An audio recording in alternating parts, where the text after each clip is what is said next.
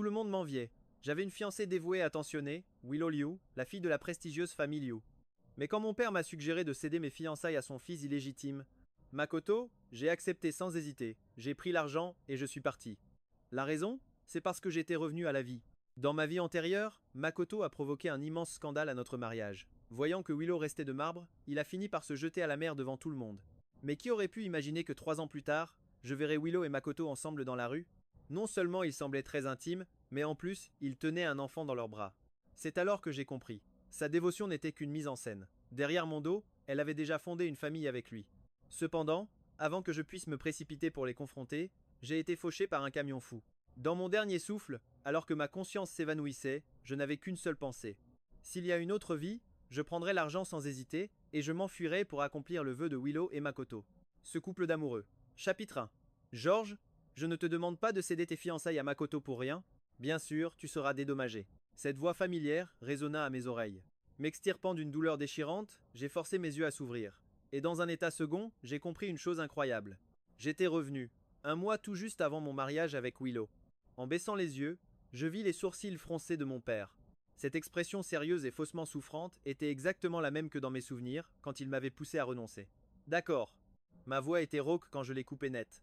Mon père s'est figé, puis a levé les yeux vers moi. Une joie non dissimulée éclata dans son regard. Georges, tu as enfin retrouvé la raison. Une lueur de mépris glacial a traversé mes yeux. J'ai esquissé un léger sourire sarcastique. Je veux 1 milliard. 1 milliard? Tu as perdu la tête? Avant même que j'aie pu finir, le visage de mon père était devenu violet de rage, les veines de ses tempes palpitant violemment. J'ai lissé ma chemise, où il n'y avait pas le moindre pli, et j'ai terminé ma phrase avec nonchalance. Et nous coupons tout lien de parenté entre nous. L'expression de mon père a changé instantanément. Son doigt tremblait en me pointant.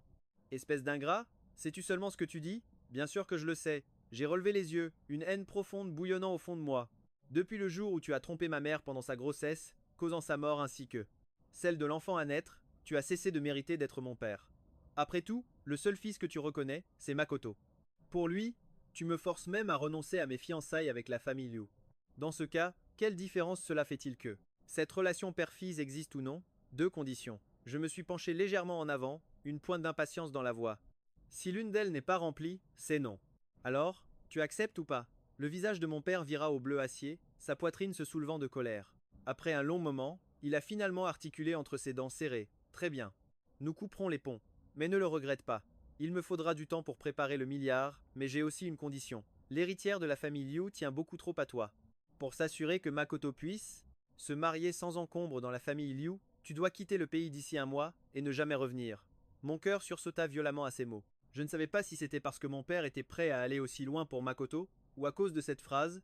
L'héritière de la famille Liu tient beaucoup trop à toi. J'ai esquissé un rictus, ma voix si basse qu'elle était à peine audible. Elle ne tient pas du tout à moi. Qu'as-tu dit? Mon père n'avait pas bien entendu et insista instinctivement. J'ai baissé les yeux, cachant la froideur de mon regard, mon ton plat et calme. Rien. D'ici un mois, virez le milliard sur mon compte. Je m'occuperai de toute la paperasse et je disparaîtrai complètement de vos vies. Sur ce, j'ai tourné les talons et je suis sorti. Juste au moment où j'atteignais le seuil, je vis Willow et Makoto s'approcher côte à côte. Ils discutaient et riaient, intimes et complices. Je n'oublierai jamais la première fois que Willow a vu Makoto. Ses yeux glacials étaient remplis d'un pur dégoût. Quand Makoto a tenté de s'approcher, elle l'a attrapé à la gorge d'une seule main, l'étouffant presque, et a prévenu froidement: reste loin de moi. Mais aujourd'hui, son regard pour lui débordait de tendresse. Il faut croire que même à cette époque, son cœur penchait déjà secrètement pour Makoto. Je sentais mon cœur se faire déchirer par des mains invisibles, une douleur si vive qu'elle engourdissait mes membres. Les souvenirs de ma vie passée ont déferlé comme un raz-de-marée. Autrefois, ma mère avait été poussée à la mort, emportant l'enfant qu'elle portait. Mon père a fait venir sa maîtresse et son fils illégitime dans la demeure des Wang, tandis que j'y vivais comme un rat d'égout. C'est Willow, celle qui m'était déjà promise, qui a fait irruption seule chez les Wang pour m'arracher à une cellule obscure le corps couvert de blessures. À partir de ce jour, Willow Liu et le pouvoir de sa famille sont devenus ma seule bouée de sauvetage alors que je me noyais. Elle m'a protégé de force, me prenant sous son aile. La famille Wang craignait la puissance des Liu, mais convoitait ce mariage qui pouvait les élever encore plus haut. Plus d'une fois, ils ont suggéré l'idée de me remplacer par Makoto. Comment aurais-je pu accepter? La famille Wang était déjà bien inférieure à celle des Liu. Ces fiançailles scellaient l'amitié profonde entre ma mère et celle de Willow, c'était la dernière trace que ma mère avait laissée dans ce monde. Peu importaient les menaces ou les promesses de mon père, je résistais à chaque fois. Refusant d'abandonner, Makoto a même prétendu avoir été drogué pour s'introduire dans la chambre de Willow, mais elle l'a jeté dehors sans pitié. Le jour même du mariage, Makoto est allé jusqu'à menacer de se suicider. Il s'est agrippé à sa jambe en pleurant, refusant de la lâcher, et a fini par sauter dans la mer devant tout le monde, ne laissant aucun corps derrière lui. Je pensais que sa disparition me permettrait enfin de vivre en paix avec Willow. Durant 3 ans après le mariage, nous avons été vraiment heureux. Jusqu'au jour où j'ai aperçu Willow dans la rue, tenant tendrement Makoto dans ses bras, avec un enfant de 2 ans à leur côté. C'est là que j'ai compris que Makoto n'était jamais mort. Elle l'avait caché quelque part, et ils avaient même eu un enfant ensemble. Avant que je puisse aller les confronter, un camion fou a foncé droit sur moi. Dans l'agonie de mon corps qui se brisait, j'ai vu Willow me regarder. Dans ses yeux autrefois pleins de tendresse, il ne restait plus qu'une indifférence glaciale. Au dernier instant, avant de perdre conscience, je n'avais qu'une seule pensée. S'il y a une prochaine vie, je ferai tout pour réunir Willow et Makoto, ce couple de véritables amants. Je ne veux plus de l'amour de Willow. Un amour souillé par le mensonge. George. La voix de Willow m'a arraché à ses souvenirs étouffants. En me voyant, un sourire éclatant a illuminé son visage. La lueur dans ses yeux était éblouissante, comme si j'étais son monde entier. Autrefois, j'ai cru en ce regard sans l'ombre d'un doute. Mais ce sont ces mêmes yeux qui ont plus tard regardé Makoto avec la même tendresse. Comme à son habitude, Willow a tendu la main pour prendre la mienne. Plus qu'un mois avant notre mariage. Je suis venu te chercher pour essayer nos tenues. Je fixais sa main, mais dans mon esprit défilait l'image de ses doigts fins enlaçant le bras de Makoto. Mon cœur s'est violemment serré. Sans un mot, j'ai fait un pas de côté pour éviter sa main, répondant par un M glacial avant de continuer ma route. Willow resta figée un instant, le regard fixé sur sa main vide. Elle n'y a pas prêté attention, supposant que j'étais simplement de mauvaise humeur, et s'est empressée de me rattraper. En passant devant Makoto, il a soudainement tendu la main et a tiré légèrement ma manche, sa voix timide et hésitante. « Grand frère, est-ce que je peux venir avec vous pour les essayages ?» J'ai plongé mon regard dans ses yeux, plein d'une méfiance à peine voilée, et j'ai soudainement souri. « Bien sûr. »« Non !» Deux voix ont retenti en même temps. Willow me dévisageait, le choc et l'incompréhension se lisant sur son visage. « George, ne le détestes-tu pas plus que tout ? Pourquoi ?» Je ricanai intérieurement. Pourquoi ? Évidemment, parce que dans un mois, la personne qui se tiendra à ses côtés à l'hôtel ne sera autre que Makoto. Chapitre 2. La Rolls-Royce filait sur la route. Willow a jeté un œil à Makoto sur le siège passager, puis s'est penchée vers mon oreille et a chuchoté. « George, pourquoi as-tu soudainement décidé de l'amener ?» Je l'observais froncer les sourcils. À la simple mention de Makoto, son visage s'est crispé d'une impatience familière, comme si sa présence était un véritable fardeau pour elle. Son jeu d'actrice était parfait, tellement parfait que dans ma vie passée, j'y ai cru pendant 3 longues années, jusqu'au jour où j'ai vu cet enfant de 2 ans et compris que notre relation était pourrie jusqu'à la moelle.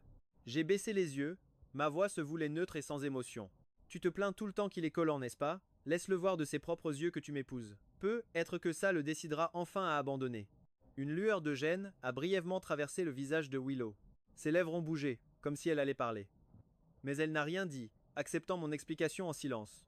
Arrivée à destination, elle m'a entraîné dans la boutique de mariage, avec Makoto nous suivant de très près. Le costume sur mesure était prêt depuis longtemps. Un costume blanc parfaitement coupé, dont le tissu brillait luxueusement sous les lumières. À peine le personnel l'avait-il sorti que Makoto s'est précipité, avant même que j'aie pu esquiser le moindre geste. Il a caressé doucement les strass du bout des doigts, les yeux brillants de convoitise.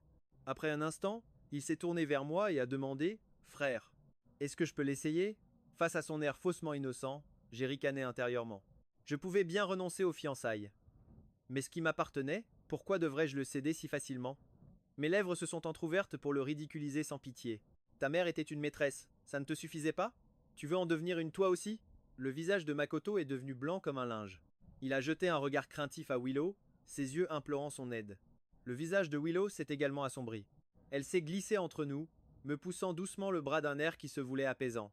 George ne fait pas de scène. Tout le monde nous regarde. Va l'essayer pour voir si c'est la bonne taille. Mais ce geste en apparence conciliant plaçait Makoto juste derrière elle, sous sa protection. J'ai observé sa posture tendue, et un sourire glacial s'est dessiné sur mes lèvres. J'ai pris le costume et je suis entré dans la cabine d'essayage. Devant le miroir, une fois habillé, j'ai eu un instant d'absence. L'homme dans le reflet avait des traits fins, son élégance naturelle rehaussée par le costume blanc. La dernière fois que je m'étais tenu ici, mon cœur débordait d'espoir pour notre avenir. Mais aujourd'hui, dans mes yeux, il ne restait plus que le vide. Aïe! Le cri de douleur de Makoto a retenti à l'extérieur. J'ai écarté le rideau juste assez pour voir. J'ai vu Makoto trébucher sur ses propres pieds et tomber droit dans les bras de Willow. Non seulement elle ne l'a pas esquivé, mais elle l'a rattrapé fermement. Sa main lui a même tapoté le dos, comme pour calmer un animal effrayé. Même si je savais que son cœur ne m'appartenait plus, voir cette scène était comme recevoir des aiguilles dans les yeux. Je me souviens très bien qu'avant, si Makoto ne faisait que frôler le bord de sa manche, Elle jetait le vêtement au feu devant tout le monde, en lâchant un seul mot glacial. Ça allait. Mais maintenant, elle réconfortait tendrement celui qui était dans ses bras. Serrés l'un contre l'autre, ils ressemblaient bien plus à un couple que moi, le fiancé officiel, seul dans sa cabine. Ma main s'est crispée de plus en plus fort sur le rideau. C'était comme si un poing invisible me serrait le cœur, une douleur aiguë me transperçait la poitrine. J'ai pris une grande inspiration, prêt à ouvrir le rideau, quand soudain, le monde s'est mis à tourner. Tout dans la pièce s'est mis à trembler violemment. Un tremblement de terre? À peine cette pensée m'avait-elle traversé l'esprit que mon premier réflexe a été de m'enfuir. Mais le pantalon du costume n'était pas bien ajusté. Dans ma précipitation, je me suis pris les pieds dedans et je suis tombé lourdement. La peau de mon bras s'est écorchée, laissant le sang couler. Des débris sont tombés du plafond, me heurtant de plein fouet. La douleur a chassé toute couleur de mon visage. Pourtant, Willow, à quelques pas de moi, ne semblait même pas me voir. Elle a attrapé Makoto et s'est précipitée avec prudence vers la sortie. En passant près de moi, leur conversation m'est parvenue aux oreilles. Willow, ne t'inquiète pas pour moi. Mon frère est encore à l'intérieur. Il peut se débrouiller tout seul. Ta jambe est blessée, je te fais sortir d'abord. Ces mots ont transpercé mon cœur comme une lame, me coupant le souffle. Je ne sais pas combien de temps s'est écoulé avant que les secousses ne cessent enfin. La boutique était en ruine, tout comme mon cœur à cet instant. J'ai enlevé le costume, j'ai attrapé des ciseaux, et je l'ai déchiqueté, morceau par morceau. Avant de partir, j'ai lancé d'une voix glaciale au personnel stupéfait. Ne dites rien à Willow. Si Makoto voulait prendre ma place, je ne l'en empêcherais pas. Mais tout ce qui m'appartenait, à moi, George, même si je devais le détruire de mes propres mains, je ne le céderais jamais à cet homme et à cette femme. En sortant de la boutique de mariage, je suis allé directement au bureau de l'immigration, j'ai soumis mes documents et demandé une procédure accélérée. L'employé a jeté un œil à ma blessure au bras, a hoché la tête et a dit « Les formalités seront terminées d'ici un mois ». Debout à l'entrée, j'ai pris une profonde inspiration et j'ai levé les yeux vers le ciel gris et couvert. Dans un mois, je quitterai enfin cette ville pour de bon, et je commencerai une vie qui n'appartiendrait qu'à moi. Chapitre 3. Je ne suis pas retourné à la résidence des Wang. À la place, j'ai filé directement vers le petit appartement que je m'étais acheté. Le temps que je me jette sur le lit douillet, la nuit était déjà tombée. De l'après-midi jusqu'à maintenant, Willow ne m'avait pas contacté une seule fois. Pas un mot d'inquiétude, pas l'ombre d'une explication. Elle n'a même pas demandé comment j'allais. J'ai fixé l'écran de mon téléphone si longtemps que mes yeux ont commencé à me piquer, avant de le jeter brusquement de côté, de fermer les paupières et de sombrer dans un sommeil de plomb. Tôt le lendemain matin, avant même d'être complètement réveillé, une agitation bruyante m'a tiré du lit. Quand je suis sorti pour voir, j'ai découvert Willow, donnant des directives à des gens qui transportaient des affaires dans l'appartement. À l'instant où elle m'a vu, Willow s'est précipitée, m'a attrapé la main, un air contrit plaqué sur le visage. George, je suis désolé. Il y a eu une urgence à l'entreprise hier, alors j'ai dû partir avant et je n'ai pas eu le temps de te prévenir. C'est seulement plus tard que j'ai appris pour le tremblement de terre. Tu n'as pas été blessé, j'espère. Je regardais cette femme en face de moi, mentir sans même ciller. Mon cœur semblait transpercé par d'innombrables aiguilles fines, la douleur se propageant petit à petit. Elle savait très bien qu'elle me devait une explication, mais elle a délibérément utilisé un tel mensonge pour masquer le fait qu'elle m'avait abandonné sur les lieux du séisme. Je ne pouvais pas comprendre. Puisqu'elle était déjà amoureuse de quelqu'un d'autre, pourquoi insister pour m'épouser? Pensait-elle que j'étais facile à berner? Ou bien appréciait-elle simplement d'avoir un partenaire fidèle à la maison, tout en flirtant librement à l'extérieur? Me voyant rester silencieux, Willow a soupiré, a levé la main pour me caresser les cheveux et a adouci sa voix pour m'amadouer. Je sais que tu aimes ces choses. Je t'ai acheté plusieurs montres et accessoires, considère ça comme mes excuses. Ne sois pas fâché contre moi, d'accord? J'ai pincé les lèvres. Juste au moment où le mot d'accord allait sortir de ma bouche, la sonnerie stridente d'un téléphone a soudainement retenti. Willow a répondu à l'appel. J'ignore ce que l'autre personne a dit, mais son expression a légèrement changé. Elle m'a regardé avec un air un peu embarrassé.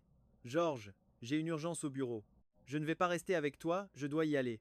Elle n'a même pas attendu ma réponse avant de se précipiter vers la porte. L'appartement est instantanément tombé dans le silence, ne laissant que les bruits du personnel qui déplaçait les objets. Je ne sais pas combien de temps s'est écoulé avant que mon téléphone n'émette un léger ding. Je l'ai pris et j'ai vu que Makoto avait publié une nouvelle photo sur WeChat. Sur la photo se trouvait un tas de montres et d'accessoires de luxe. Dans un coin, une main claire et délicate apparaissait nonchalamment avec une bague au majeur, une bague que je ne connaissais que trop bien. Ces accessoires étaient exactement les mêmes que ceux que Willow m'avait donnés aujourd'hui.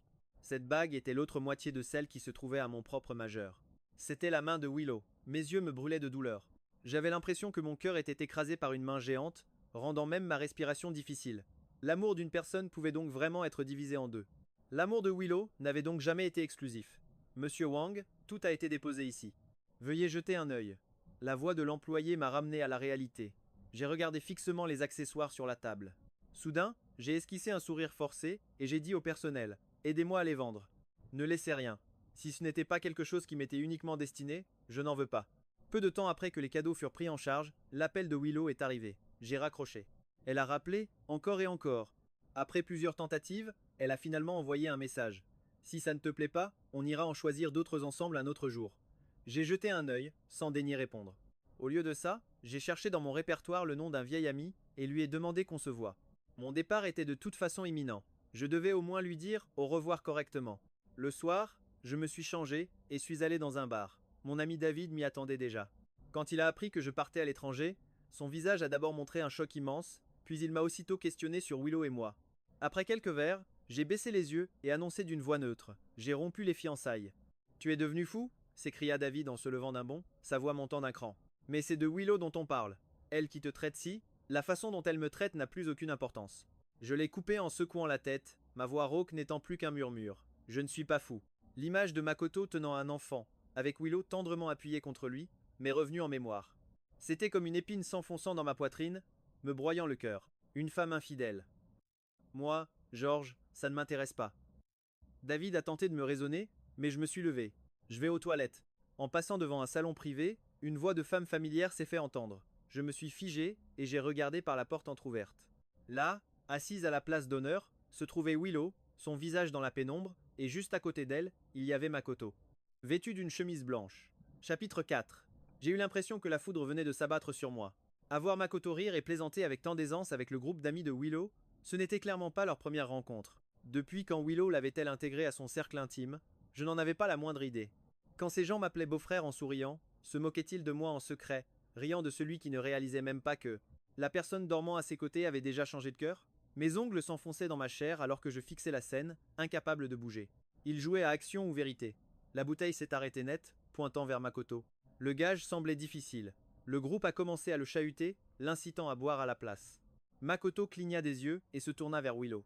Sans réfléchir, elle prit un verre sur la table et le vida d'un seul trait. En reposant le verre, elle leur lança un regard d'avertissement, son ton clairement protecteur. Ça suffit, Makoto est fragile, ne le forcez pas. À peine eut-elle prononcé ces mots qu'une vague de rire complice éclata.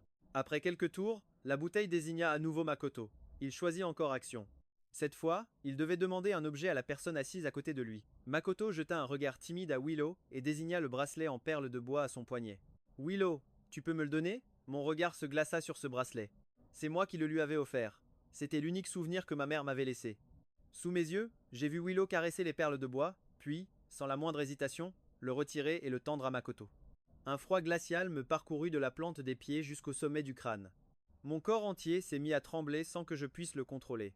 Je me souvenais encore de ce que j'avais dit en le lui attachant moi-même au poignet. C'est la chose la plus précieuse que j'ai, Willow. À l'époque, Willow avait souri en me tapotant la tête. Puisque ça vient de toi, Georges, je le porterai pour toujours.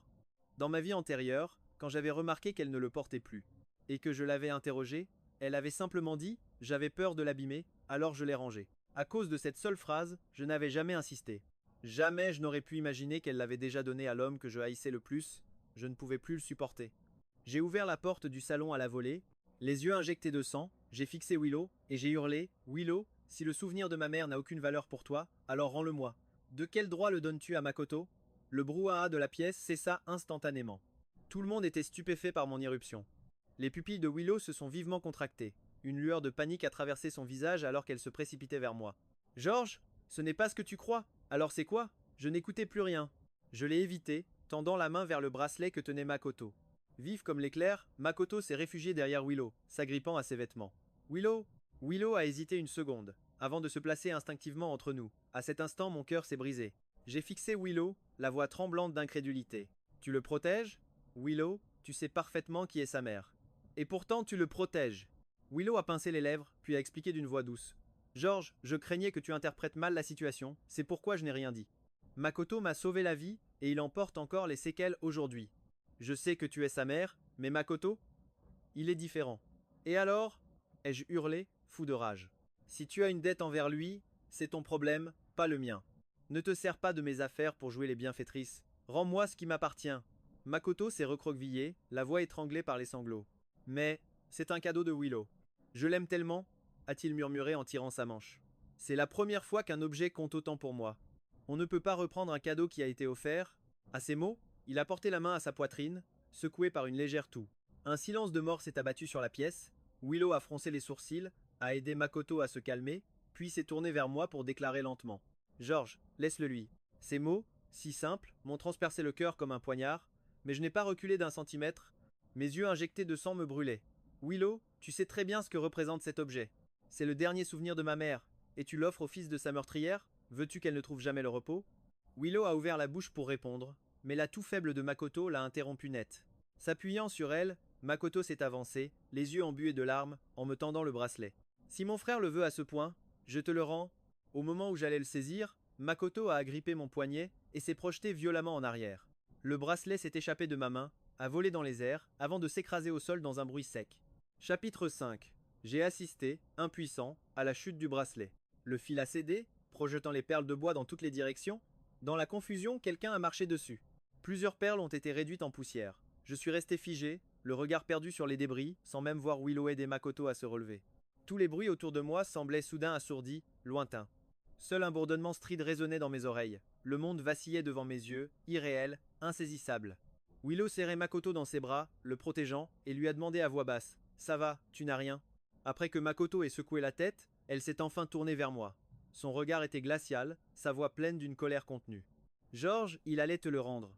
Pourquoi l'as-tu poussé ?» Sa question a brutalement percé ma torpeur. Lentement, mon regard s'est posé sur les pieds de Willow. Sous sa chaussure, une perle de bois était écrasée, réduite en miettes. C'en était trop. Ma raison a volé en éclats. Avant que quiconque ne réagisse, j'ai saisi une bouteille et l'ai fracassée sur la tête de Makoto. Ah! La pièce a retenti de cris d'horreur. Le sang a giclé sur son front, tachant sa chemise de rouge. Son regard s'est vidé, perdu dans la douleur. Ma vision brouillée par la rage, j'ai attrapé une autre bouteille. Mais cette fois, Willow a réagi. Elle a bloqué mon poignet, son visage d'une froideur effrayante. « George, es-tu devenu fou? Comment oses-tu le blesser ?» Un rire glacial s'est échappé de mes lèvres, ma voix suintant la haine. Il a détruit le dernier souvenir de ma mère. Même sa mort ne suffirait pas à apaiser ma fureur. Ce n'est qu'à ce moment-là que Willow a baissé les yeux vers les perles brisées. Son regard s'est durci et elle m'a hurlé dessus. « Si ce bracelet est cassé, c'est entièrement de ta faute. Si tu ne l'avais pas bousculé, rien ne serait arrivé. Je t'ai beaucoup trop pardonné, voilà pourquoi tu agis comme un sauvage. » Chacun de ces mots était un couteau planté dans mon cœur. Ce n'était pas la première fois que Makoto et moi nous affrontions. Avant, Willow me souriait toujours en disant « Fais ce que tu veux. Je te protège. » Mais aujourd'hui, elle m'a traité d'ingérable. Mes yeux sont devenus écarlates et j'ai éclaté d'un rire amer. Si je suis pourri gâté, c'est parce que tu as tout accepté. Quoi? Tu regrettes maintenant? Le visage de Willow s'est aussitôt assombri. Si j'avais su que tu finirais comme ça, je t'aurais corrigé bien plus tôt. Avant qu'elle ne finisse, un gémissement étouffé a retenti derrière elle. Le corps de Makoto est devenu flasque et il s'est complètement évanoui. Willow l'a aussitôt pris dans ses bras. Elle m'a lancé un regard glacial, on réglera ça plus tard, puis a soulevé Makoto et m'a violemment percuté en passant. J'ai été projeté au sol. Mon dos a heurté le coin de la table, et la douleur m'a arraché des larmes. Mais Willow, tenant Makoto, n'a même pas regardé en arrière, elle est partie comme si je n'existais pas. Ma vision s'est obscurcie. J'ai regardé ses vêtements disparaître au bout du couloir, tandis que toute force m'abandonnait. Face à la tournure des événements, les autres n'ont pas osé rester. Un par un, ils se sont éclipsés. Bientôt, j'étais le seul qui restait dans la pièce. J'ai rampé sur le sol un long moment avant de trouver 2 perles intactes, je les ai serrées précieusement dans ma paume. J'avais l'impression que ma poitrine allait exploser, mais j'ai serré les dents pour ne pas pleurer, car personne n'aurait pitié de moi. Pleurer ne servait à rien. Je ne sais combien de temps je suis resté assis là, avant que David ne vienne me chercher. Il a regardé le désordre par terre, a ouvert la bouche pour demander quelque chose. Mais en croisant mon regard, il a ravalé ses mots. Il s'est contenté de m'aider à me relever et m'a ramené à mon appartement. Après avoir dit au revoir à David, je me suis dirigé vers l'entrée et j'ai vu une silhouette sombre qui se tenait là. En entendant le bruit, la personne s'est retournée. C'était Willow. Nous sommes restés silencieux un long moment, avant que Willow ne dise d'une voix rauque « J'ai appelé la police ». Mon souffle s'est coupé. Je la fixais, n'y croyant pas. Qu'est-ce que ça veut dire? Je n'arrive plus à te contrôler, alors je vais laisser d'autres te donner une leçon. Sa voix était glaciale. Agression avec préméditation. 3 jours de détention. George, profite de ces 3 jours pour bien réfléchir. Chapitre 6. J'ai passé 3 jours enfermé en détention. Et 3 jours à être torturé. Les détenus de ma cellule semblaient avoir reçu des instructions. Ils se sont relayés pour me tourmenter de toutes les manières imaginables. Le premier jour, ils m'ont coincé dans les toilettes. Leurs coups ne visaient que les endroits cachés par les vêtements, me frappant jusqu'à ce que je m'écroule, tremblant de douleur. Le deuxième jour, ils m'ont forcé à m'agenouiller sur le sol en béton glacial. Sans leur permission, je n'avais pas le droit de me relever. Mes jambes étaient si rouges et engourdies que je tenais à peine debout. Le troisième jour, ils m'ont apporté une gamelle remplie d'ordures. Comme je refusais de manger, ils m'ont maintenu la tête et m'ont gavé de force. Des éclats coupants m'ont lacéré la gorge, et le goût métallique du sang a envahi ma bouche. Celui qui les menait m'a tapoté la joue, un sourire plein de méchanceté aux lèvres.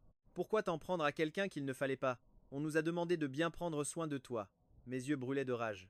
Mon corps entier me faisait souffrir, mes tempes me lançaient. Willow avait dit vouloir me discipliner. Alors c'était ça, sa discipline. Quand elle cesse d'aimer, elle peut vraiment devenir aussi cruelle. 3 jours plus tard, quand le garde a ouvert la porte, je tenais à peine sur mes jambes. J'étais couvert de blessures, incapable de marcher droit. En sortant du poste de police, le soleil de midi m'a aveuglé. J'ai vacillé, puis, à bout de force, je me suis effondré par terre. Quand j'ai rouvert les yeux, une forte odeur de désinfectant m'a pris au nez.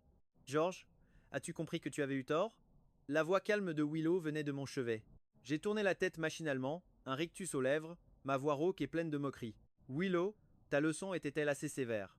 Veux-tu m'enfermer à nouveau? Willow a froncé les sourcils, la colère montant en elle. Je voulais juste que tu y apprennes quelques règles. Et toi? Tu n'as pas supporté?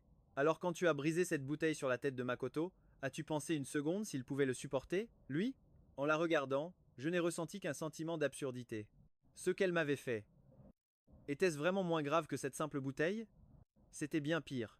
Pourtant, à sa manière de le dire, on aurait dit qu'elle trouvait la punition trop légère. Ma main, cachée sous la couverture, se serra violemment, mes ongles s'enfonçant dans ma chair. La douleur me vida l'esprit. Je me mordis les lèvres jusqu'à ce qu'elles blanchissent, et soudain, je n'eus plus la force de discuter. J'ai tourné la tête pour fixer le plafond et j'ai dit doucement: Merci pour la leçon. Je sais que j'ai eu tort. Tu peux partir. Je veux me reposer. En me voyant, moi d'habitude si obstiné, cédé si soudainement, une lueur de surprise traversa les yeux de Willow. Elle pinça les lèvres, son ton s'adoucissant un peu. George, sois sage. Ne crée plus de problème.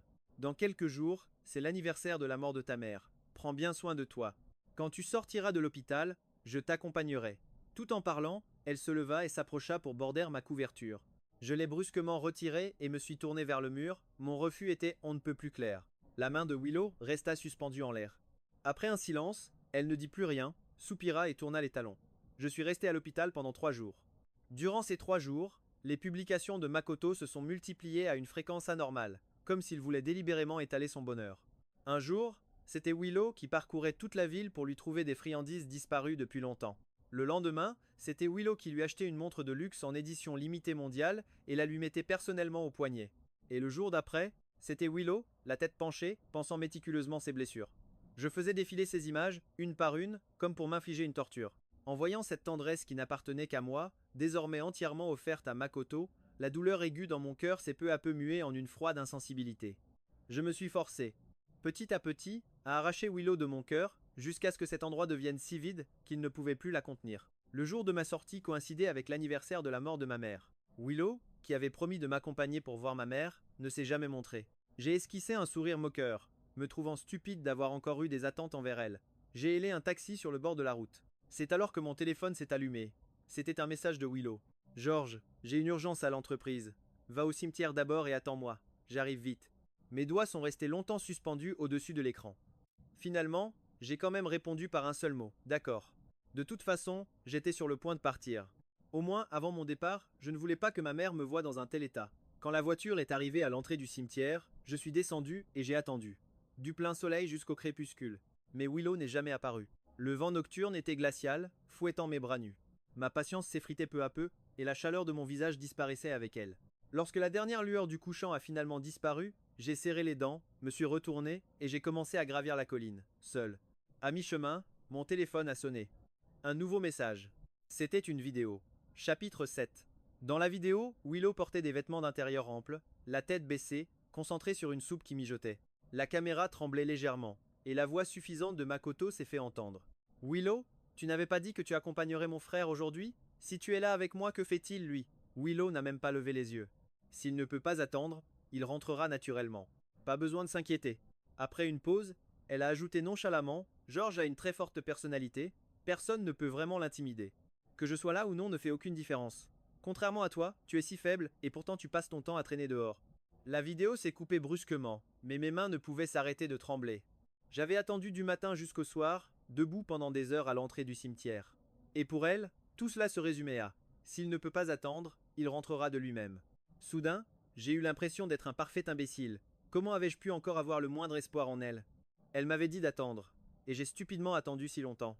Pourtant, non seulement elle n'est pas venue, mais elle n'a même pas pris la peine de me prévenir. Mes talons me faisaient un mal de chien, mais je n'ai pas ralenti. Pas après pas, j'ai marché d'un rythme régulier jusqu'à la tombe de ma mère. En voyant son doux sourire sur la photo, je n'ai finalement plus pu me retenir. Dans un bruit sourd, je me suis effondré sur le sol, les larmes coulant comme les perles d'un collier brisé. Mon passé avec Willow défilait devant mes yeux, comme un film. Depuis les premiers frissons de l'attirance, jusqu'à la dépendance, pour finir sur une image figée, son regard d'une totale indifférence, juste avant ma mort dans ma vie antérieure. J'ai levé la main pour toucher la pierre tombale, la voix brisée par l'émotion. Maman, je pars. Je m'en vais très très loin. Et je ne reviendrai pas. M'en voudras-tu? Une douce brise a balayé les mèches de cheveux sur mon front, comme la caresse tendre de ma mère. J'ai reniflé, ravalant mes larmes. Maman devait être en train de me dire « ce n'est rien ». Je suis resté assis là un long moment, jusqu'à ce que l'aube pointe à l'horizon, avant de traîner mon corps ankylosé en bas de la montagne. Au moment où j'atteignais l'entrée du cimetière, une bande de voyous à l'allure louche m'a soudain barré la route. J'ai froncé les sourcils et tenté de les contourner, mais ils se sont délibérément remis sur mon chemin. Tiens, tiens, seul au milieu de nulle part, où vas-tu comme ça? Le chef du groupe a souri paresseusement, son regard collé à moi d'une manière qui me donnait la chair de poule.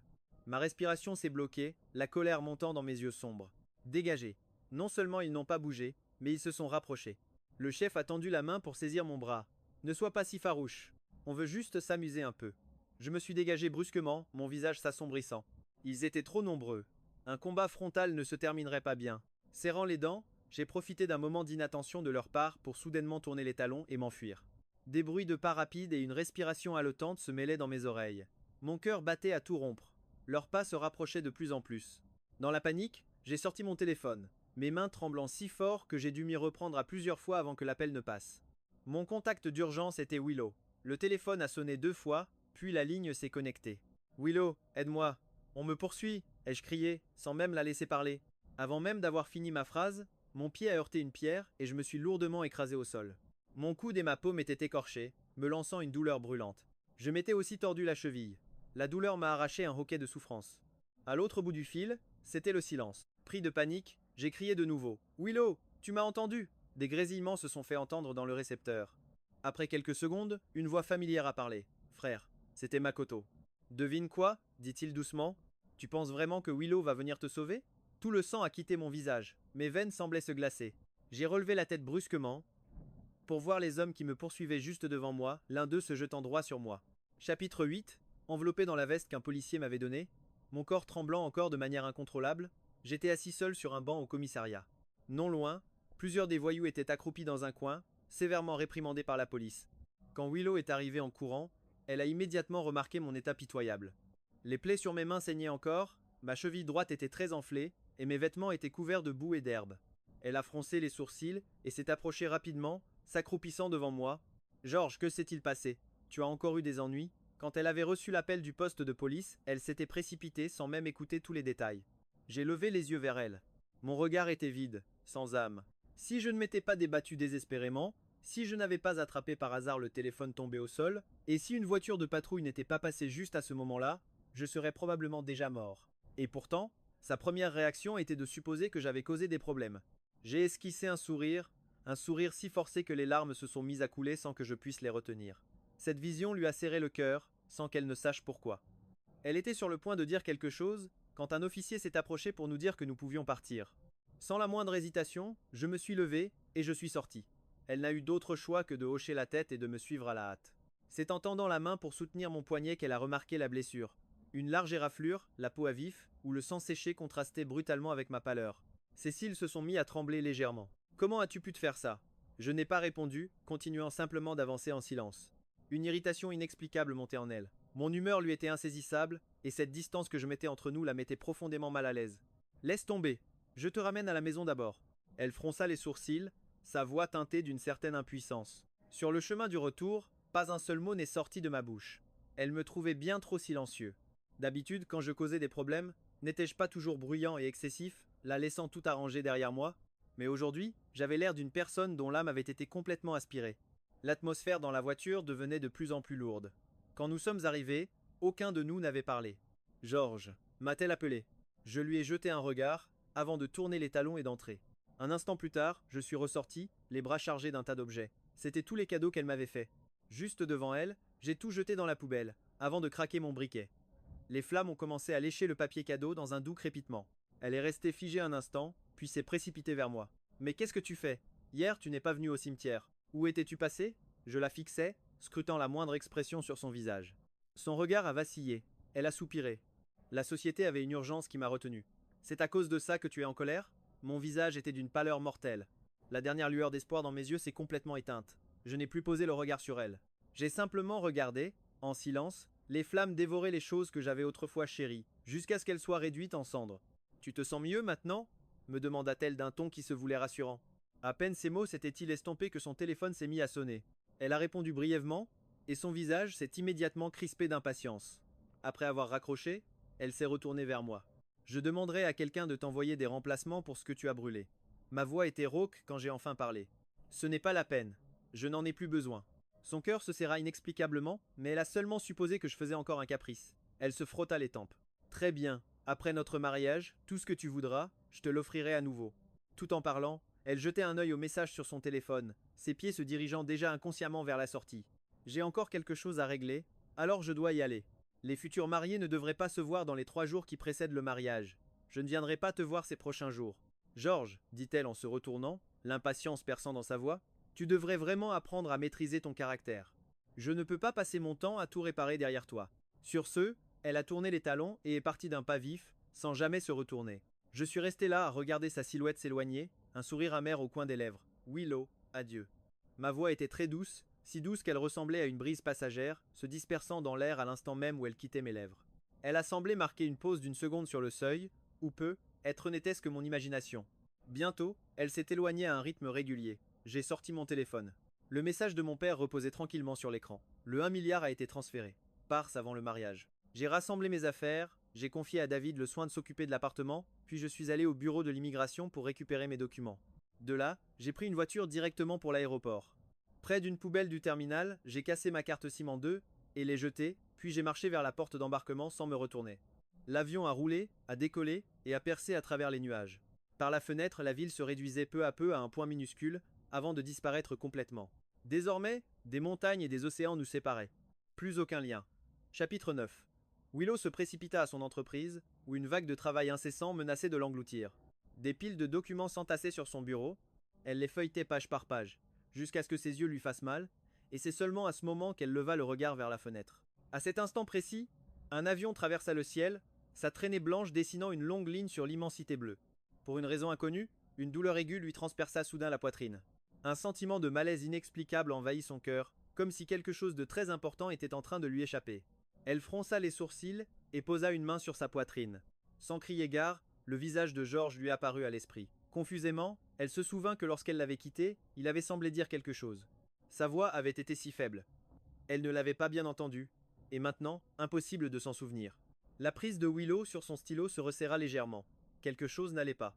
Était-il toujours en colère? Georges avait toujours eu un caractère bien trempé et impulsif. Quand il se sentait lésé, il ne le cachait jamais. Dans leur cercle, nombreux étaient ceux qui l'avaient ouvertement rembarré. Et c'est vrai que ce dernier mois, elle avait accordé plus d'attention à Makoto. Peut-être avait-elle négligé Georges. C'est sans doute pour ça qu'il était si furieux qu'il avait tout brûlé. Elle soupira et appuya sur le bouton d'appel de son bureau. La secrétaire ouvrit rapidement la porte et se tint respectueusement devant elle. Organiser l'envoi des derniers vêtements, montres et accessoires de saison à l'appartement de Georges. Un exemplaire de chaque, ordonna Willow. Elle leva les yeux et ajouta, et surveillez de plus près les détails du mariage, dites-leur d'être extrêmement attentifs. La secrétaire hocha la tête et s'apprêtait à partir quand Willow l'interpella à nouveau. Ah, au fait, l'affaire sur laquelle je vous ai demandé d'enquêter. Des progrès? Nous avons quelques pistes, répondit la secrétaire, mais nous devons encore vérifier leur exactitude. Très bien. Willow fit tournoyer le stylo entre ses doigts. Tenez-moi au courant dès que vous aurez une information confirmée. Depuis que le souvenir de la mère de Georges avait été brisé, Willow cherchait une occasion de se racheter. Les cadeaux ordinaires ne comptaient pas pour lui, alors elle avait demandé à ses équipes de se renseigner. Par hasard, elle apprit que la mère de Georges avait autrefois fait don d'un collier de saphir à une fondation caritative. Après avoir changé plusieurs fois de main, il avait fini chez un collectionneur privé à l'étranger. Elle ordonna immédiatement à sa secrétaire de retrouver la trace du collier. Peu importe le prix, il fallait l'acheter. En imaginant l'expression de surprise de Georges lorsqu'il le recevrait, Willow ne put s'empêcher d'esquisser un sourire. Elle prit son téléphone et envoya un message à George. Je t'ai fait livrer les derniers vêtements, montres et accessoires à ton appartement. Juste après. Elle en envoya un autre. George, je t'ai aussi préparé un cadeau. Je suis sûr que tu vas l'adorer. Aucune réponse de sa part, mais elle n'était pas inquiète. George était encore de mauvaise humeur. Une fois qu'il se serait calmé, il répondrait. Willow resta occupée au bureau jusque tard dans la nuit. Quand elle eut enfin tout terminé et qu'elle regarda son téléphone, il était déjà 1 heure du matin. Dans sa conversation avec George, seuls les 2 messages qu'elle avait envoyés gisaient là, seuls et sans réponse. Quel caractère murmura-t-elle doucement en remettant son téléphone dans sa poche. On frappa à la porte du bureau. La secrétaire entra avec un dossier et le posa sur la table. Présidente Liu, nous l'avons trouvé. Le collier sera mis aux enchères dans la plus grande maison de vente du PM, après-demain à 20h30. Souhaitez-vous envoyer quelqu'un pour? Pas la peine. J'irai moi-même. Willow se leva avant que la secrétaire ait pu finir, attrapant le manteau posé sur le dossier de sa chaise. Réservez le prochain vol, tout de suite. Je pars immédiatement. Mais, hésita la secrétaire. La vente a lieu la veille de votre mariage. Ne sera-ce pas trop juste? Il serait être préférable d'envoyer quelqu'un de confiance. Je ne serai tranquille que si c'est moi qui m'en occupe. Willow jeta un coup d'œil à l'heure, son ton était ferme. Nous avons largement le temps. Modèle. Il me suffit de récupérer ce collier, et je pourrai repartir aussitôt. Je serai de retour à temps pour le mariage, c'est une promesse. Elle voulait remettre ce cadeau incroyable entre les mains de George elle-même. Chapitre 10. Willow a passé 2 jours au Pays M, usant de toutes ses relations pour obtenir un accès à la vente aux enchères. Le soir venu, à 20h30 précise, elle fit son entrée sur les lieux. Vêtue d'une robe de soirée noire, sa silhouette gracieuse dégageait une aura d'élégance froide et de noblesse contenue.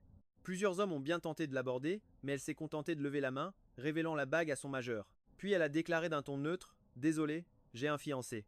Face à ce refus, les hommes n'ont eu d'autre choix que de se retirer, un peu gênés. Lorsque le collier de saphir a été présenté sur scène, la salle entière a frémi d'admiration. Ces pierres naturelles étaient d'une pureté et d'un éclat sans pareil.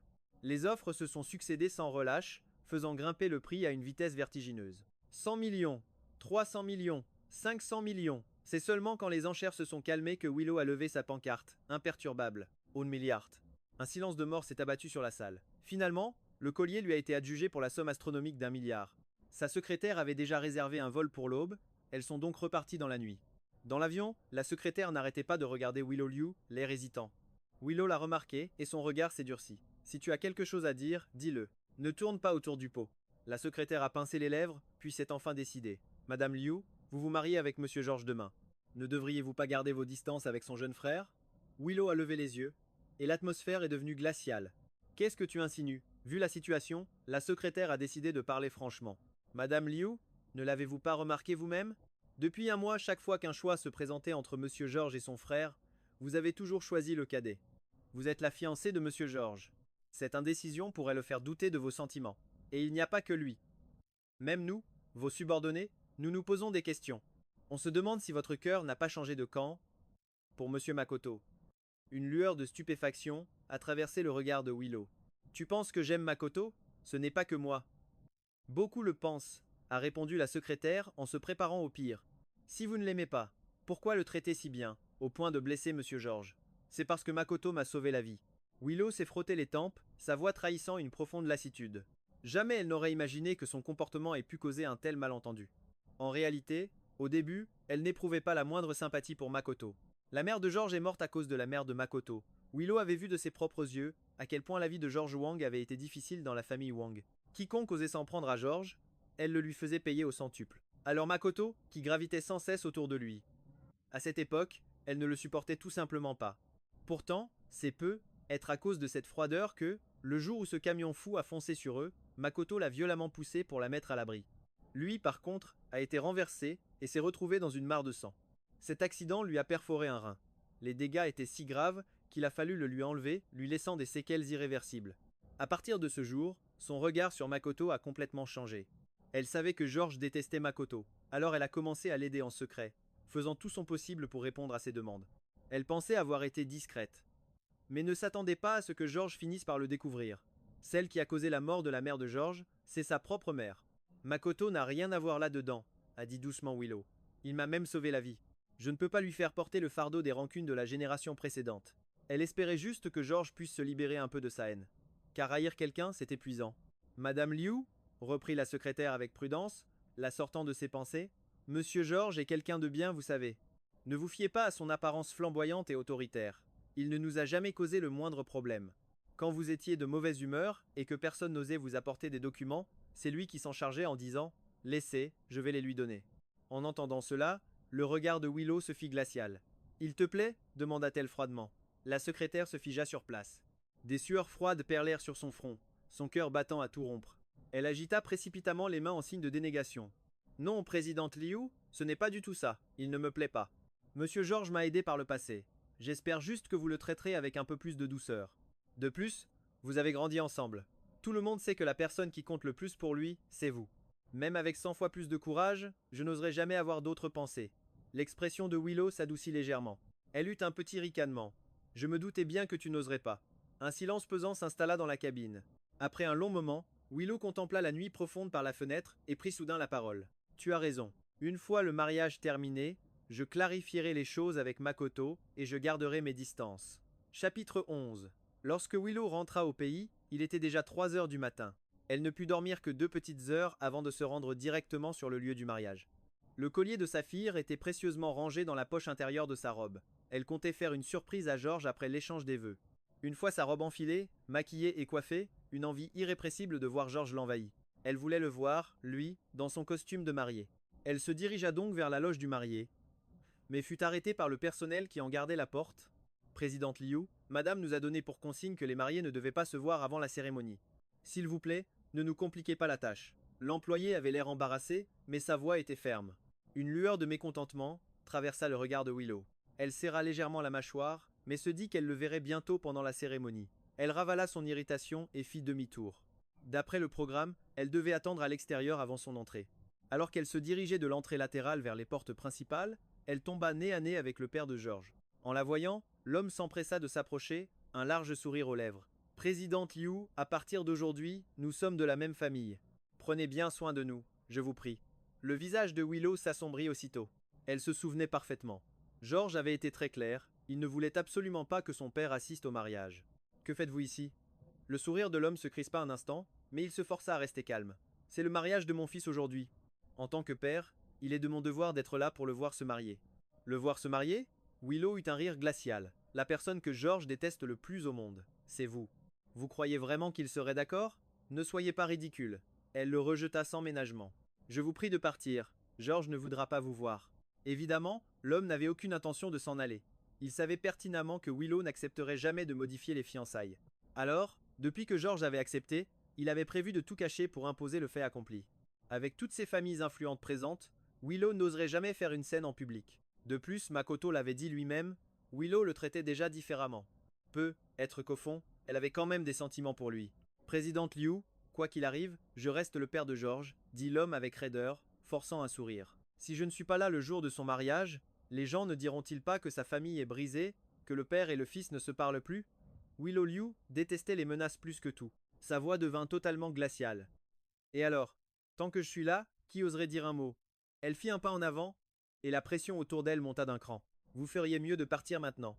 Ne m'obligez pas à passer à l'action. » Il était d'accord. Lâcha l'homme, anxieux mais sûr de son bon droit. Je lui ai demandé, et il a accepté.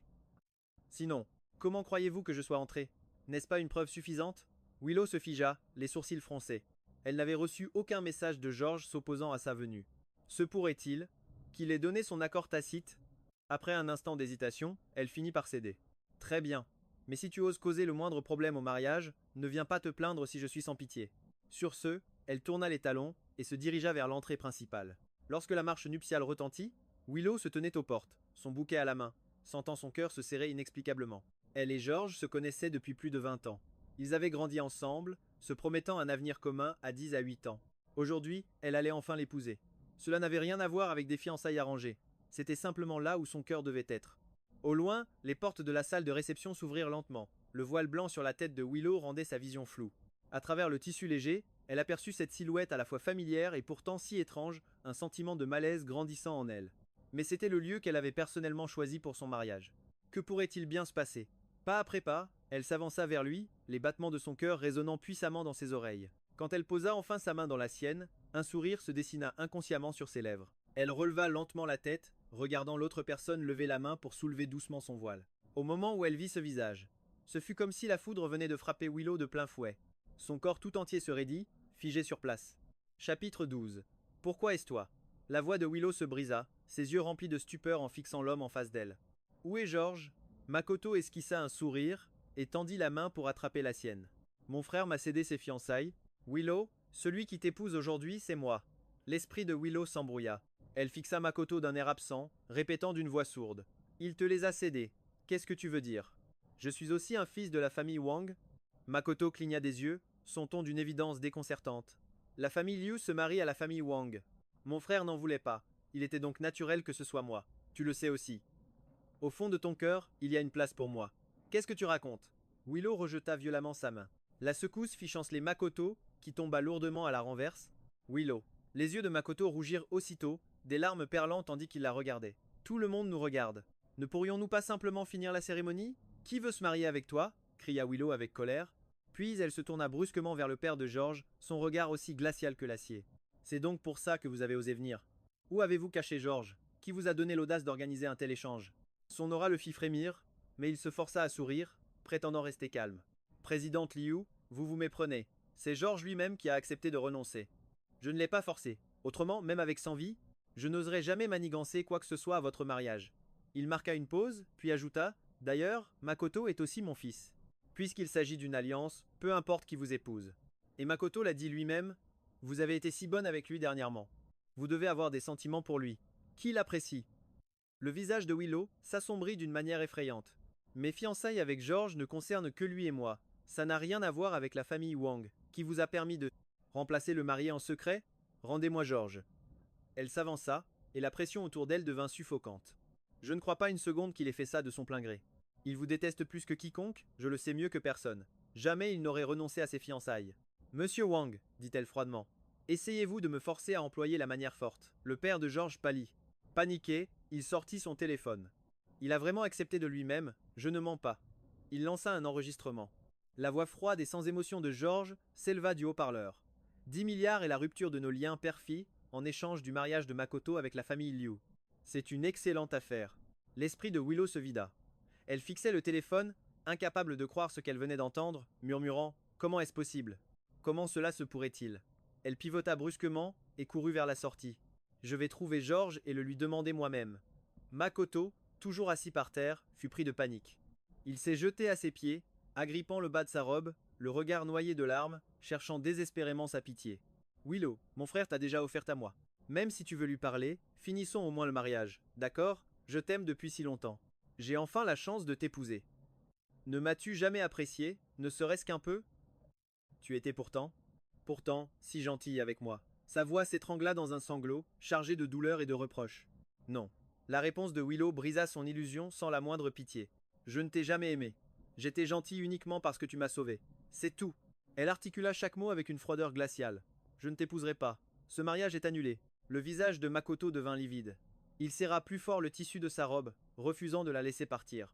Willow tira d'un coup sec pour se libérer. Elle ne daigna même pas lui jeter un regard, son esprit entièrement tourné vers une seule chose. Retrouver George.